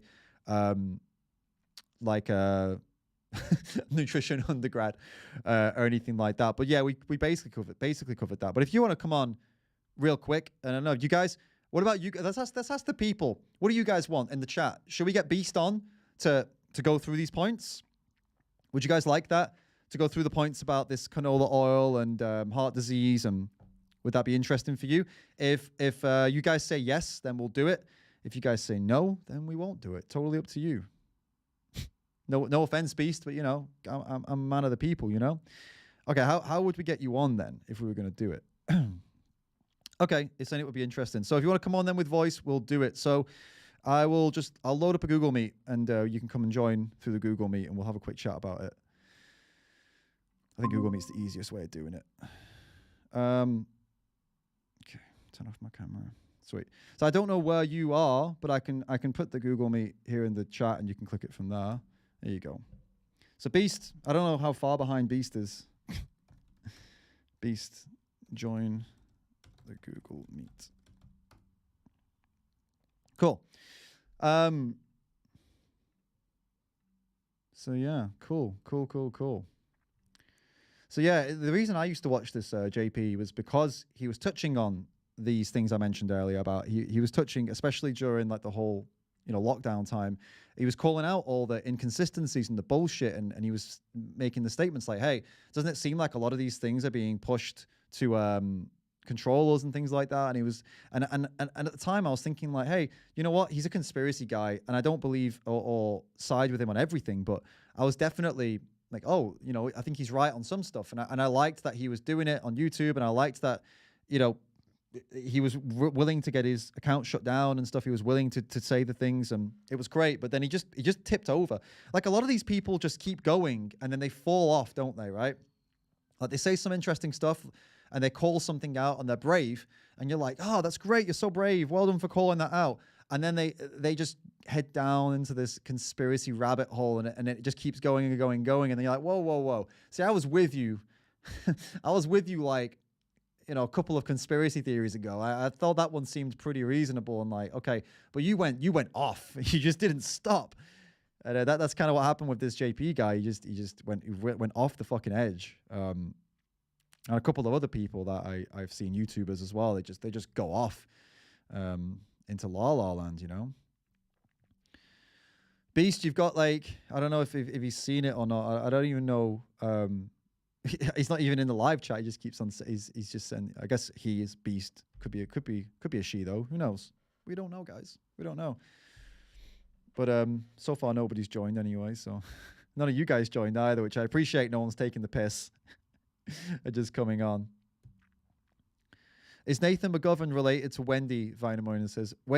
Who's Wendy? I don't know who Wendy is, man. Is that like somebody known? Wendy McGovern. Don't know. I don't know who that is. Oh, it's an animal rights person. Could be. I think McGovern's a pretty popular popular surname, so possibly not. Who knows? Who knows? So yeah, I don't know if Beast is going to make it on. I don't know how delayed they are to the game, you know. But I put the link in there, so we'll see if anyone joins. In the meantime, can hang out a little bit longer, kind of wait it out, see what's up. I really hope Charisma on Command to Charlie reveals soon that he's a vegan, because he should be, shouldn't he? You know, it should happen. It makes sense to happen, doesn't it? It absolutely makes sense. Would you guys like an exclusive preview of a video that's coming on the channel soon? While we see if Beast is coming.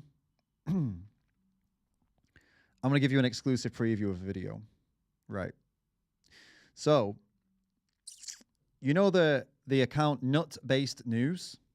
You know the account Nut-Based News? They do like plant-based news type of thing, but it's parody, it's all satirical. So basically they had this concept, right, on Nut-Based News of the MAI, the Manhood Artery Index, right? So let me show you what I'm talking about. It was this. We looked at it on stream a while ago, and it was super funny. Let's see here.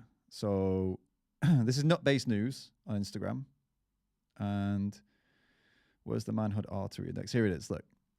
So they made this post, Manhood Artery Index, like, and then it's like this ultimate man is when there's like a thick blockage, and obviously Nimai doesn't have the blockages, so he's a soy boy.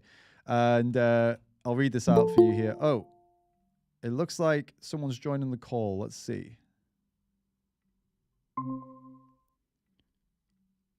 Hello. Hello. Hi. Can you hear me? Yeah, I can hear you fine. Yeah. Is this Beast? It is, yeah. Hold on. I'm just going to make sure there's no echo. Can you hear an echo? No. Everything's fine on my side. All right, yeah. So I just want to, I'll be probably like 2 or 3 minutes. Yeah, I go just for it. wanted to, because I was watching that guy, and oh my God, dude, that guy's like a sarcastic asshole. Yeah. He's He's bad, just- man. Yeah. Yeah, and it was like every single point he was making was false. Like it was literally to that point. So he was saying about the sugar industry, that there's a conspiracy that, so this is like a really common thing that they often say, that the sugar industry basically told us to like avoid fat, and that's why we have these recommendations. Obviously, first of all, it's false. That's the reason we have the recommendations. We have the recommendations because there's many meta-analyses where if you take saturated fat and you replace it with canola oil or other types of vegetable oil, you reduce the risk. And the risk that you reduce it by is similar to the amount that you get with statins. So it's incredibly significant, and it's incredibly like beneficial to replace that. So that's the first thing. The other thing is it's just false that there is that conspiracy. So Mark Hegstad, who is like the main researcher for Harvard, he was kind of the one who's accused with all this stuff. One of the points is that back then there wasn't a lot of research done on sugar, so there wasn't as strong of a risk associated with sugar. And so what it is they didn't have, like, you can go through, there's a whole list of things, but like they didn't have the evidence, basically. Like they didn't have autopsy data, they didn't have as much strong data, so there was more research done on saturated fat. Right.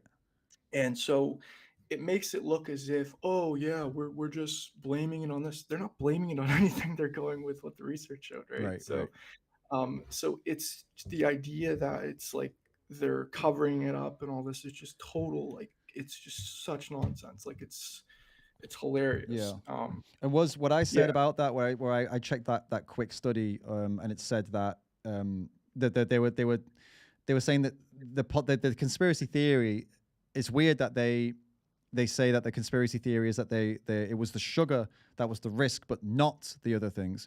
But actually, the conspiracy theory I read was that they just omitted the sugar, but the risk factors were still there for the other.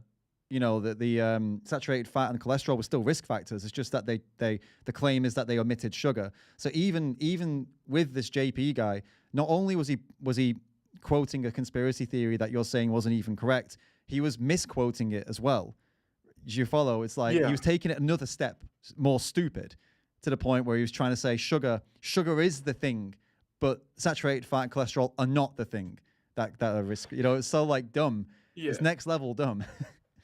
The reason that they always do that, the reason that they always misquote it or get it wrong is because they're not looking at the primary source material. They're looking at other low carbers who are making the same argument, and then they're basing their like claims off of them. They're not basing it off of, like, they're not going through the specific papers that generated the claims and like looking at if it's true. They're just, oh, this guy said this and he's low carb and he's like anti-vegan or whatever. Yeah. Oh, he's right. Yeah, of course. That's basically what it is. Yeah, makes sense. Makes sense, yeah. And it's and then like he's also talking. Oh, sorry. Go for it, man. Go for it.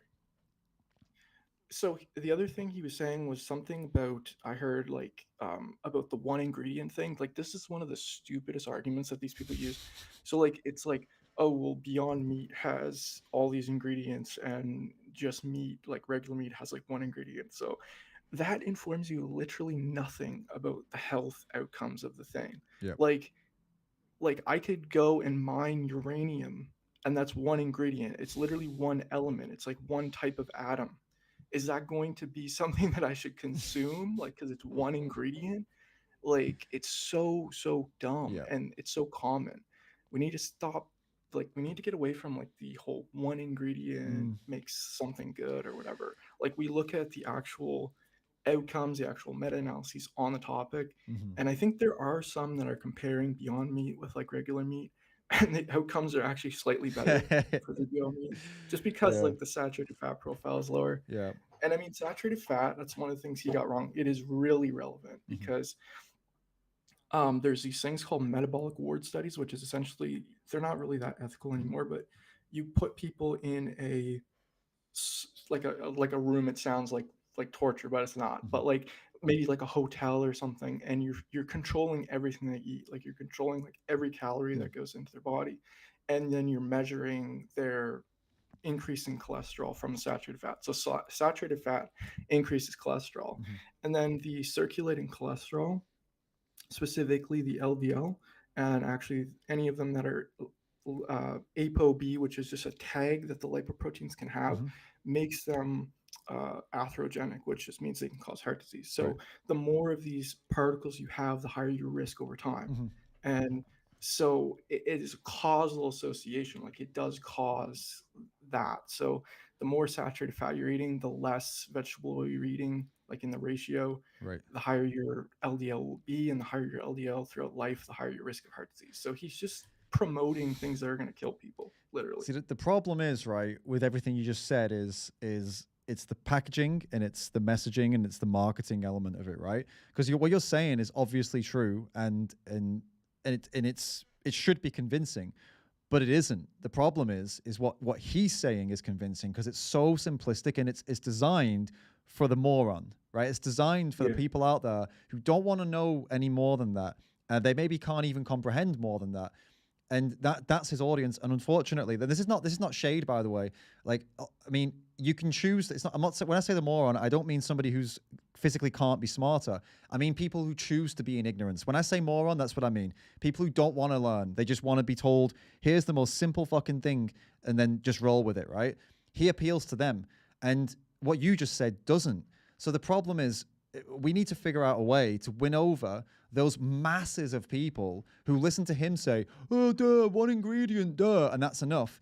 Like, what counterpoint is there to that is just so simple and just completely debunks him without getting to the point where, these people think, because what I find is really common that happens, he comes along, super simplistic, boom, and then someone like you or me comes along and explains why he's wrong, and they get defensive because they think that we think we're smarter or something. You know what I mean?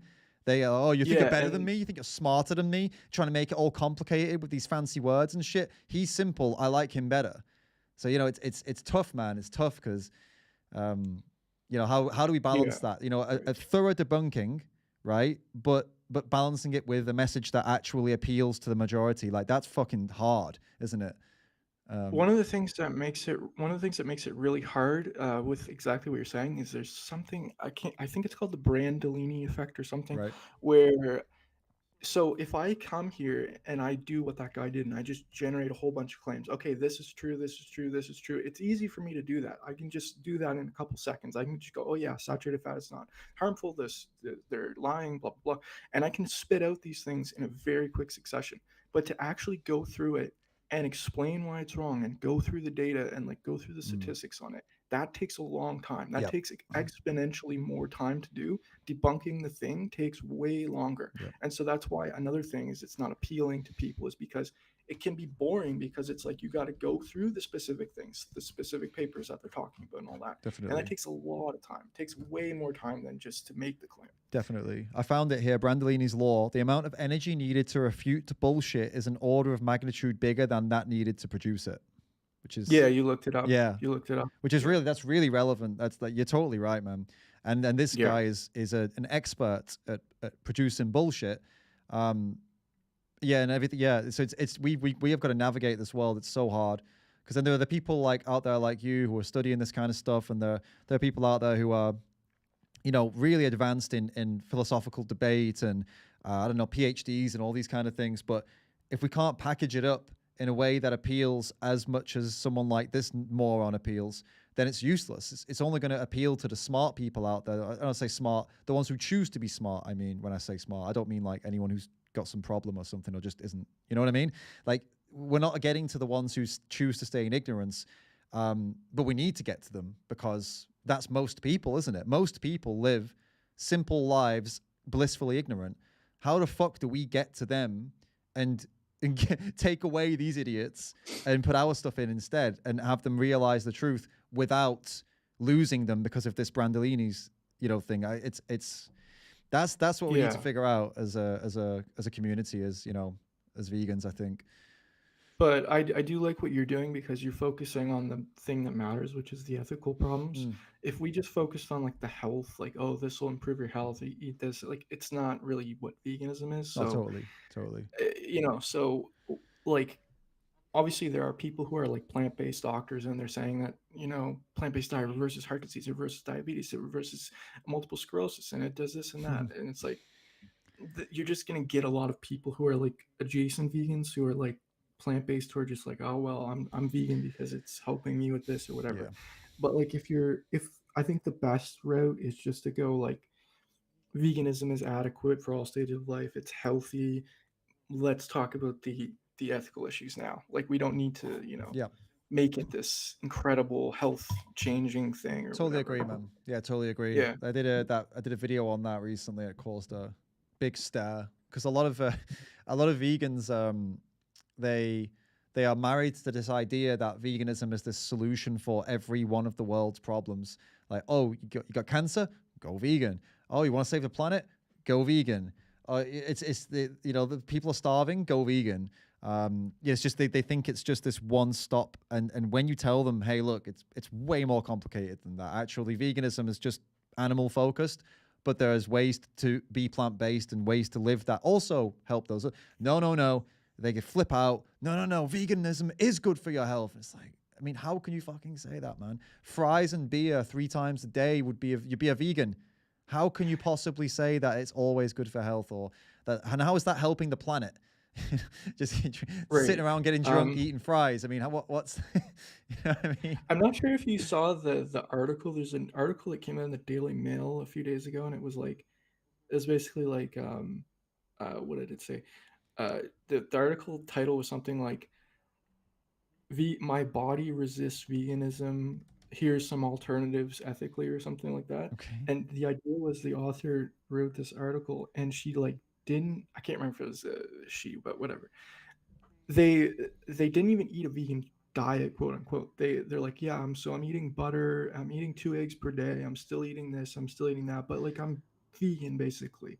And then they went on to say like they didn't feel good after like a week of doing it, therefore their body resists veganism and they can't do veganism. So like there's like 80,000 different types of edible plants.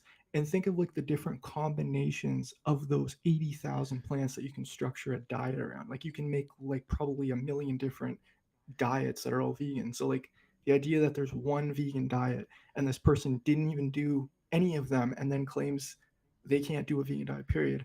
And then they were saying like, oh yeah, do some like fishing and hunting and like backyard eggs. Yeah. And that's off like that's vegan. You're still a vegan if you do that. And I was like, oh Man. so No, it's yeah. these people are, You'll probably find that article if you're I've got doing it. your I've got it here. It's just ridiculous. It's like the title of the article, My Body Resists Veganism. What's the most ethical alternative? And then you're not even halfway in. And he's like, I tried to be near vegan. What the fuck is this title then? What is this? It should just be, Yeah. I tried a new diet and it didn't work for me. It's got nothing to do with veganism. You tried a new diet and it didn't. I don't know what you can't trust these people. But for whatever reason, your dieting that you tried to do to yourself for whatever, it's just playing around with the diet that he's done here. It's not even a plant-based diet. He just literally took a few things out, put a few things in, and didn't feel good. It's got nothing to do with veganism or the plant-based diet. He's eating eggs and butter and stuff. So what a strange article, a strange person, man. Yeah. Peter Godfrey Smith is the guy. I don't know. And he's only done 2 articles. He's done one about octopuses, about how much animals and humans have in common. And then that was 2018. And then this one. What is this, man? Oh, jeez. Well, cheers for that. Anyway, cheers for pointing that out and for coming on and chatting about the other stuff as well. Where are you, by the way? It must be like a weird time for you right now, no? So no, it's almost 1 p.m. I'm in Canada. Oh, okay. On the East Coast. Yeah. Okay, yeah, cool. So if you were in the States, it would have been possibly. Oh no, it would have been the morning. To be fair. In the States, it would be about 11:45 right now. That would have been all right. I just forgot what time it was for me. That's all. Yeah. Cool, man. All right, man. I'll let you get back to your show, but yeah, just wanted to explain that because it was like kind of like the guy was kind of going off on these points, and you didn't know how to respond, and I don't blame you. Like you're not a nutrition person. That's fine. That's totally fine. But it's just like, oh, just like talk about this, like, you know. Well, yeah. When this is your bag, it's like when you know, I see sometimes vegans debating with people in the street, and yeah, it's that feeling of, oh fuck, if I was there, I would have been able to nail that bit. You know what I mean? I know the feeling.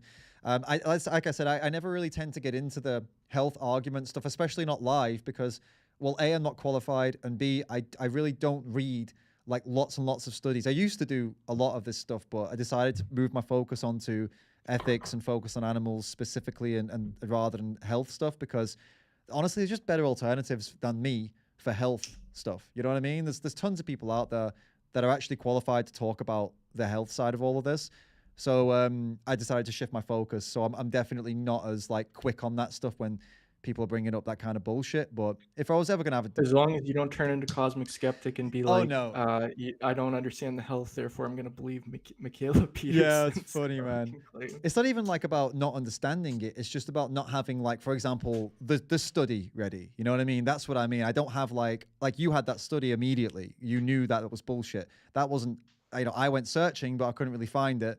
Do you know what I mean? Give me a couple more hours. I would have found it. I would have read it. I would have had the answer and I would have come back. But, you know, that's all it is. The only thing about it is it's completely buried though. Like I had to like email Harvard School of Public Health to get it. Like that's literally how buried it is. Because there's like millions of articles that promote this. Oh, it's a conspiracy. The conspiracy, blah, blah, blah. There's like none that actually promote the truth. Like there's like 1 or 2. Okay. It's really hard to find. So are you from Big Canola, by the way? Just checking. Yes. All right, sweet. I actually get paychecks every. That makes every sense month. then. That makes sense. That's all makes sense. That's why you're so keen to come on. Yes, I have to defend the industry there. So. Brilliant. No. Cheers for that, mate. Appreciate it. And if this happens again, if you're ever in the chat or watching and there's some health stuff comes up you want to get into, just do the same thing. Just like pop it in the live chat or something if you want to come on, and we can get into it again. Or just drop the study, whichever way you want to do it. I appreciate, if the people who are in the live chat who know more than me on a topic, come and tell me. Jeez, man, like I'm not gonna turn you down. That's great. I want more people. I want people who know. I want people who know more than me to be coming on the channel because that just makes me better. Like helps me learn and stuff. So, and everybody learns that. So I'm Beast from the East in Discord. Oh yeah, I know who you are. Cool. Nice. Yeah, I'm in pretty much all the Discords. Awesome. Yeah, so you're welcome on anytime, man. If, like I said, if you know more than me on a topic and we're talking about it, just shoot me a message on Discord, or I guess you already did, but I didn't have it open, but I'll keep it open in the future. And all right. Yeah, for sure. You're welcome on, man, anytime. All right, have a great day, man. See you later. See you later. Yeah, guys, that was cool, and I think that's super important. I'll definitely reiterate that to you guys. I try to know as much as I possibly can about all topics, about that I'm discussing here on the channel. But there'll be time to time where, like that's why I don't debate health stuff with people, because that's not my area, right? I don't debate environmental stuff with people. That's not my area. I'll give some top level like points about it if it comes up, but I won't get into the studies and stuff because simply I'm just not versed on it all, because it's not my choice of where to focus. So, it's definitely, if like Beast from the East or anyone out there who I trust, who I knows that the heart's in the right place, I would absolutely have them on. And I think I like the idea of bringing people onto my channel who know more than me. And this is what I've been doing. For example, this is why Lawrence comes on all the time, because I've got my way and I've got the things I know. But Lawrence is very book smart. I'm not really book smart. I don't read a lot of books. I don't. That's not my world, right? I'm in a different place.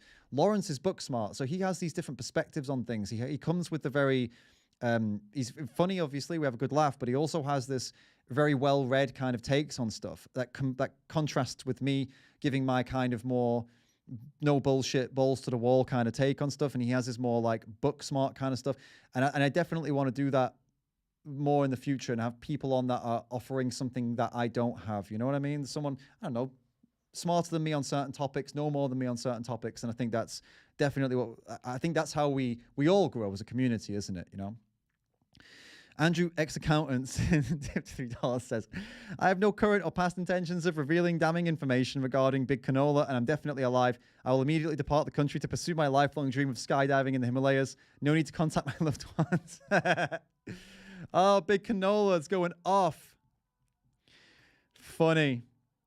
But yeah, I really appreciate Beast from the East coming on and getting into that in a bit more detail. We glossed over it, didn't we? We kind of touched, like I said, top level. I stuck on the top level, and he was able to dive in a little bit deeper and give some more context and stuff, which was great, which was definitely great. We just got to figure out now how to make these messages simple and clear enough without getting too complex, too wordy for the majority. And that's what I try to do on the channel. You've noticed that, guys. I try to keep things super simple. I try to just say things like balls to the wall, say it as it is. Because I think that's what this JP does, and you see that it reaches a lot of people, and I'm trying to reach a lot of people with the messages, this vegan message. So where were we before we had Beast from the East on? We were going to check out this nut-based news post, weren't we? And we're going to go from that. So here's the post, nut-based news, manhood artery index that we were talking about earlier. So it talks about the misconception that someone can easily recognize a true man by their size.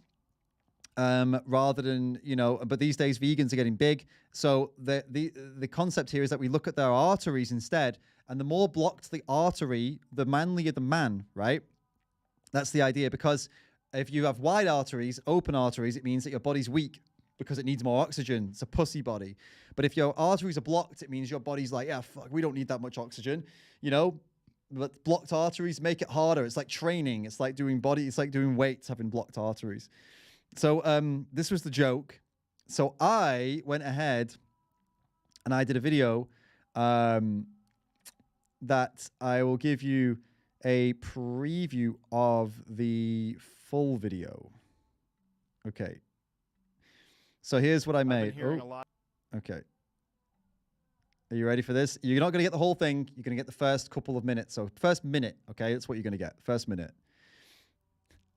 So this is what is the manhood artery index with Joe Rogan? I will say no more. I will just let you watch.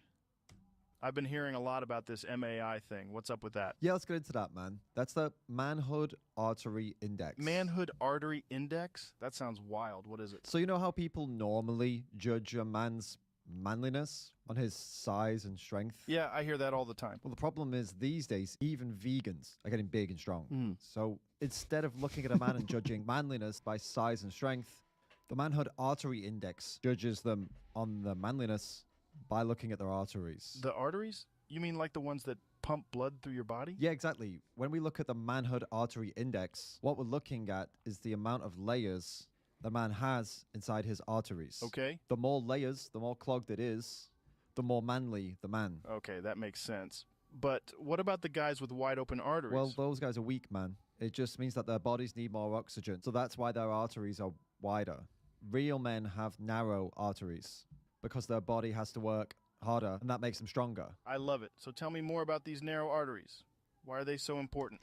There you go. That's all you're getting for now. That's the preview. So, yeah.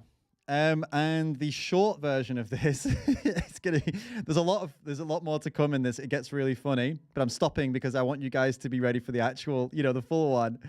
So basically, the short what I've made of this is actually, in my opinion, better because in the short, the subtitles are up, so it distracts you from the fact that it's not really him speaking. And yeah, so very exciting. Very, very exciting. No, it's not a deep fake. It's AI voice. It's an AI voice technology. If you look closely, his mouth isn't moving with the words, right? It's just literally just Joe Rogan with Joe Rogan voice on top. I just matched it up as close as I could to when his mouth moved. Oh my God. So yeah, quite excited for that one to go live. That's coming up soon. I've got some other really funny stuff coming up as well. I've done some reactions, some skits with some more nonsense carnivore people. Guys, listen, I need your help, yeah? If you're not in the Discord already, please join the Discord and start to send me in Ram's inbox on my Discord server. Send me links to TikToks, YouTube Shorts, Instagram Reels that are about carnivore shit, anti-vegan shit, just the dumbest shit you've seen from meat eaters and carnivore stuff like that. Send them to me in the Ram's inbox because I'm going hard on this right now. Yeah, we're gonna do more of this stuff as well with the nut-based news, converting them into videos too. I'm gonna do more of that as well with the help of Sam and nut-based news. But I really want to do more of those skits like I did with Paul Saladino. Did you guys see that skit, right? You saw that here on YouTube with the with Paul Saladino. So check this out. So he actually responded, the guy himself, okay? And the video actually did pretty well. So this video here, I don't know if you saw it. I'll just put it on. You're talking to me? Why are so many of these plant-based companies trying to trick us? Look, I'm just trying to do my groceries, man. Here's plant-based meat clearly labeled as chicken breast. Hey, excuse me. Excuse me. Hi, how can I help? Yeah, this guy keeps bothering me, keeps going on about plant-based meat. Oh, okay. Let me check. Hi, sir. How are you? Here's ground beef. You have to look closely to find out that it's plant-based. That's great, sir. Yeah, so I've been getting some reports that you've been bothering people. So if you could stop doing that, that'd be great. Okay? Okay? Thanks. Okay. Here you've got some bacon. It's okay to put plant-based in front of anything and pretend that it's a fake meat that isn't actually the real thing. Yeah, excuse me. Come on, sir. Let's leave now. They're trying to trick you by calling it meat. Yes, sinister. Of course. Very sinister, sir. Yeah, off we go. So that's got almost 14,000 views now, okay? It's here on YouTube as well in my shorts. And check this out. The guy who it's about Paul Saladino. That's the guy in the video. And he made this, he's an anti-vegan, he's a carnivore, he's like a real guy. That's a real video. And he responded saying, well done. So, I appreciate him being a good sport.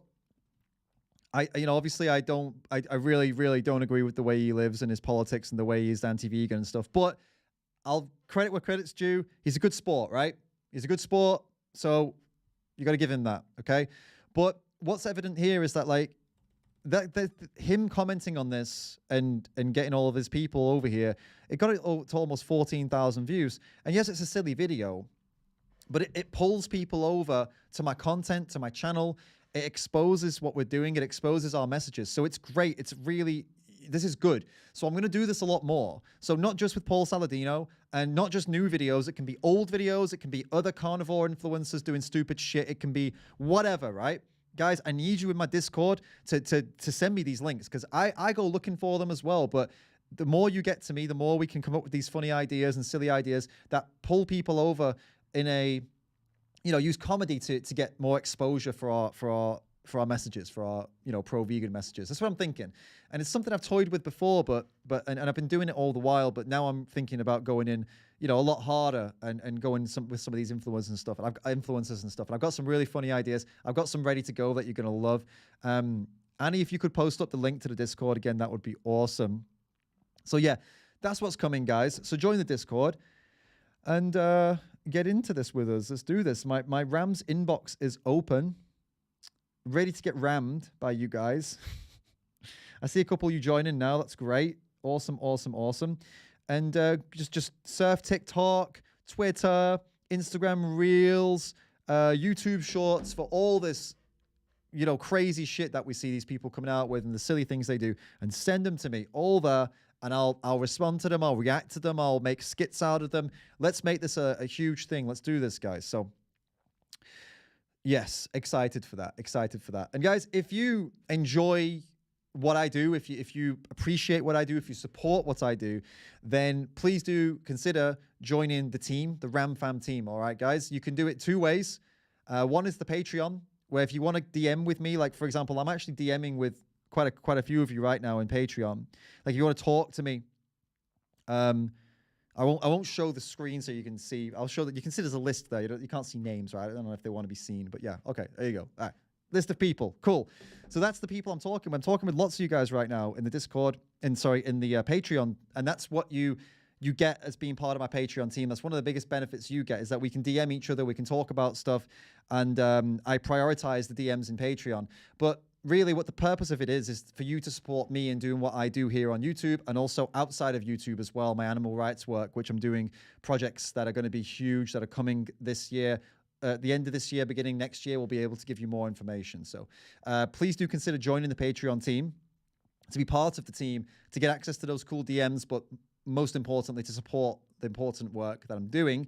And the other way you could support is also here on YouTube. You can join the YouTube memberships team, which doesn't get you the DMs, but it does get you the cool green name and the green logo, which is pretty awesome as well. But both, you could do both if you're an absolute super legend. That would be amazing. But yeah, the YouTube memberships and the Patreon, just you guys, they're in the team, are making this possible for us to continue doing what we do. So I really appreciate it. Thank you to everybody who's already in the team. You're the legends. The ultra Ram Fam ultras. No, that's kind of like, it's kind of like Nazi, isn't it? We can't really say that. You're the ultimate Ram Fam. The core Ram Fam. So thank you. Jesus Christ, Vainamoinen.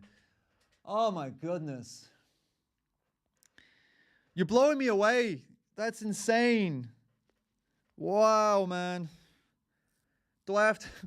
Oh, I hope you're not expecting me to twerk. I think that's going to be for challenges only. There'll be the live stream challenges. The $100 twerks will be on, but for every other live stream, it won't be. No twerking. Okay, I can't twerk in every live stream. But no, dude, that's insane, man. Oh my god. Thank you so much. That's awesome, Vainamoinen. You're a fucking hero.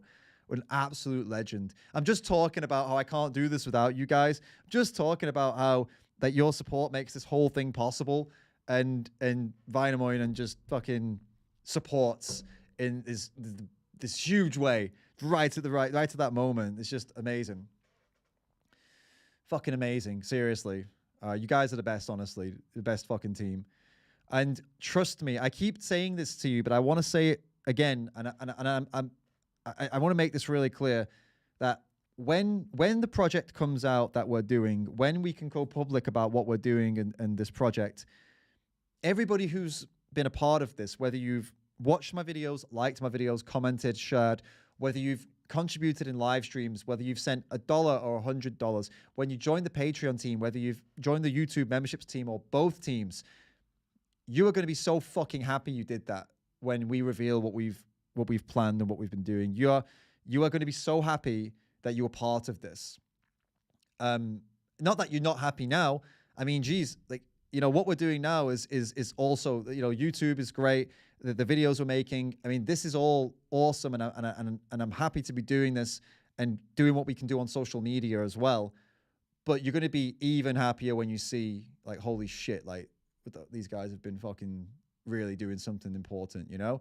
So I'm just like, it's because I can't tell you right now, but I just so appreciate that you see what I do on YouTube and you're like, yeah, fucking let's support this guy. And you don't even know what I'm doing in the background. You don't even know what's happening, but you're still supporting me, and it's just awesome. And you're going to feel so good about all the support when you realize this stuff as well. You know what I mean?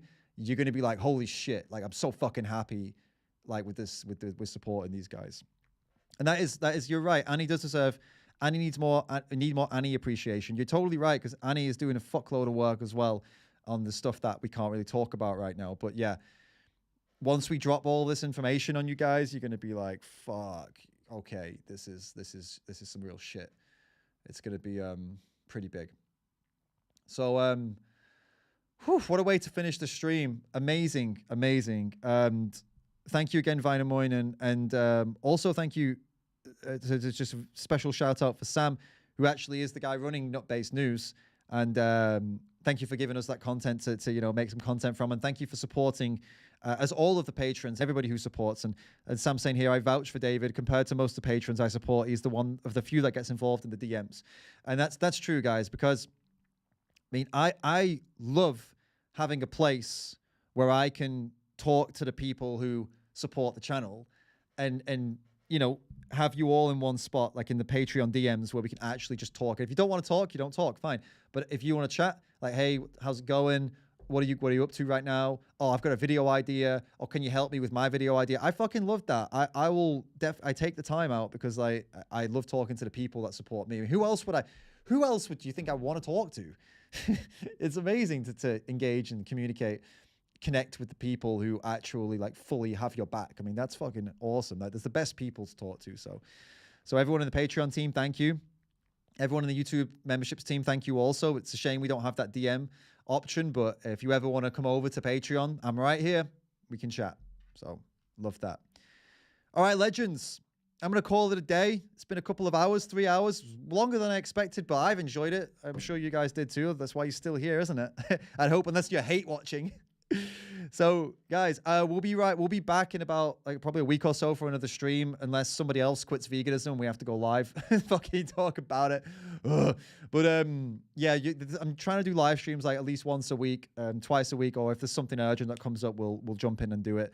Remember, join the Discord, send me those videos, guys. I want your help, so let's do that. Keep an eye out for the shorts, because there's some really cool ones coming up. And also, they'll be on Instagram, they'll be on Twitter, they're going to be everywhere, so be ready for them as well. Share them all over the place. Help them get some traction. Appreciate it. Keep calling out that BS as well, guys. Always keep calling out that BS, and I'll catch you all in the next one.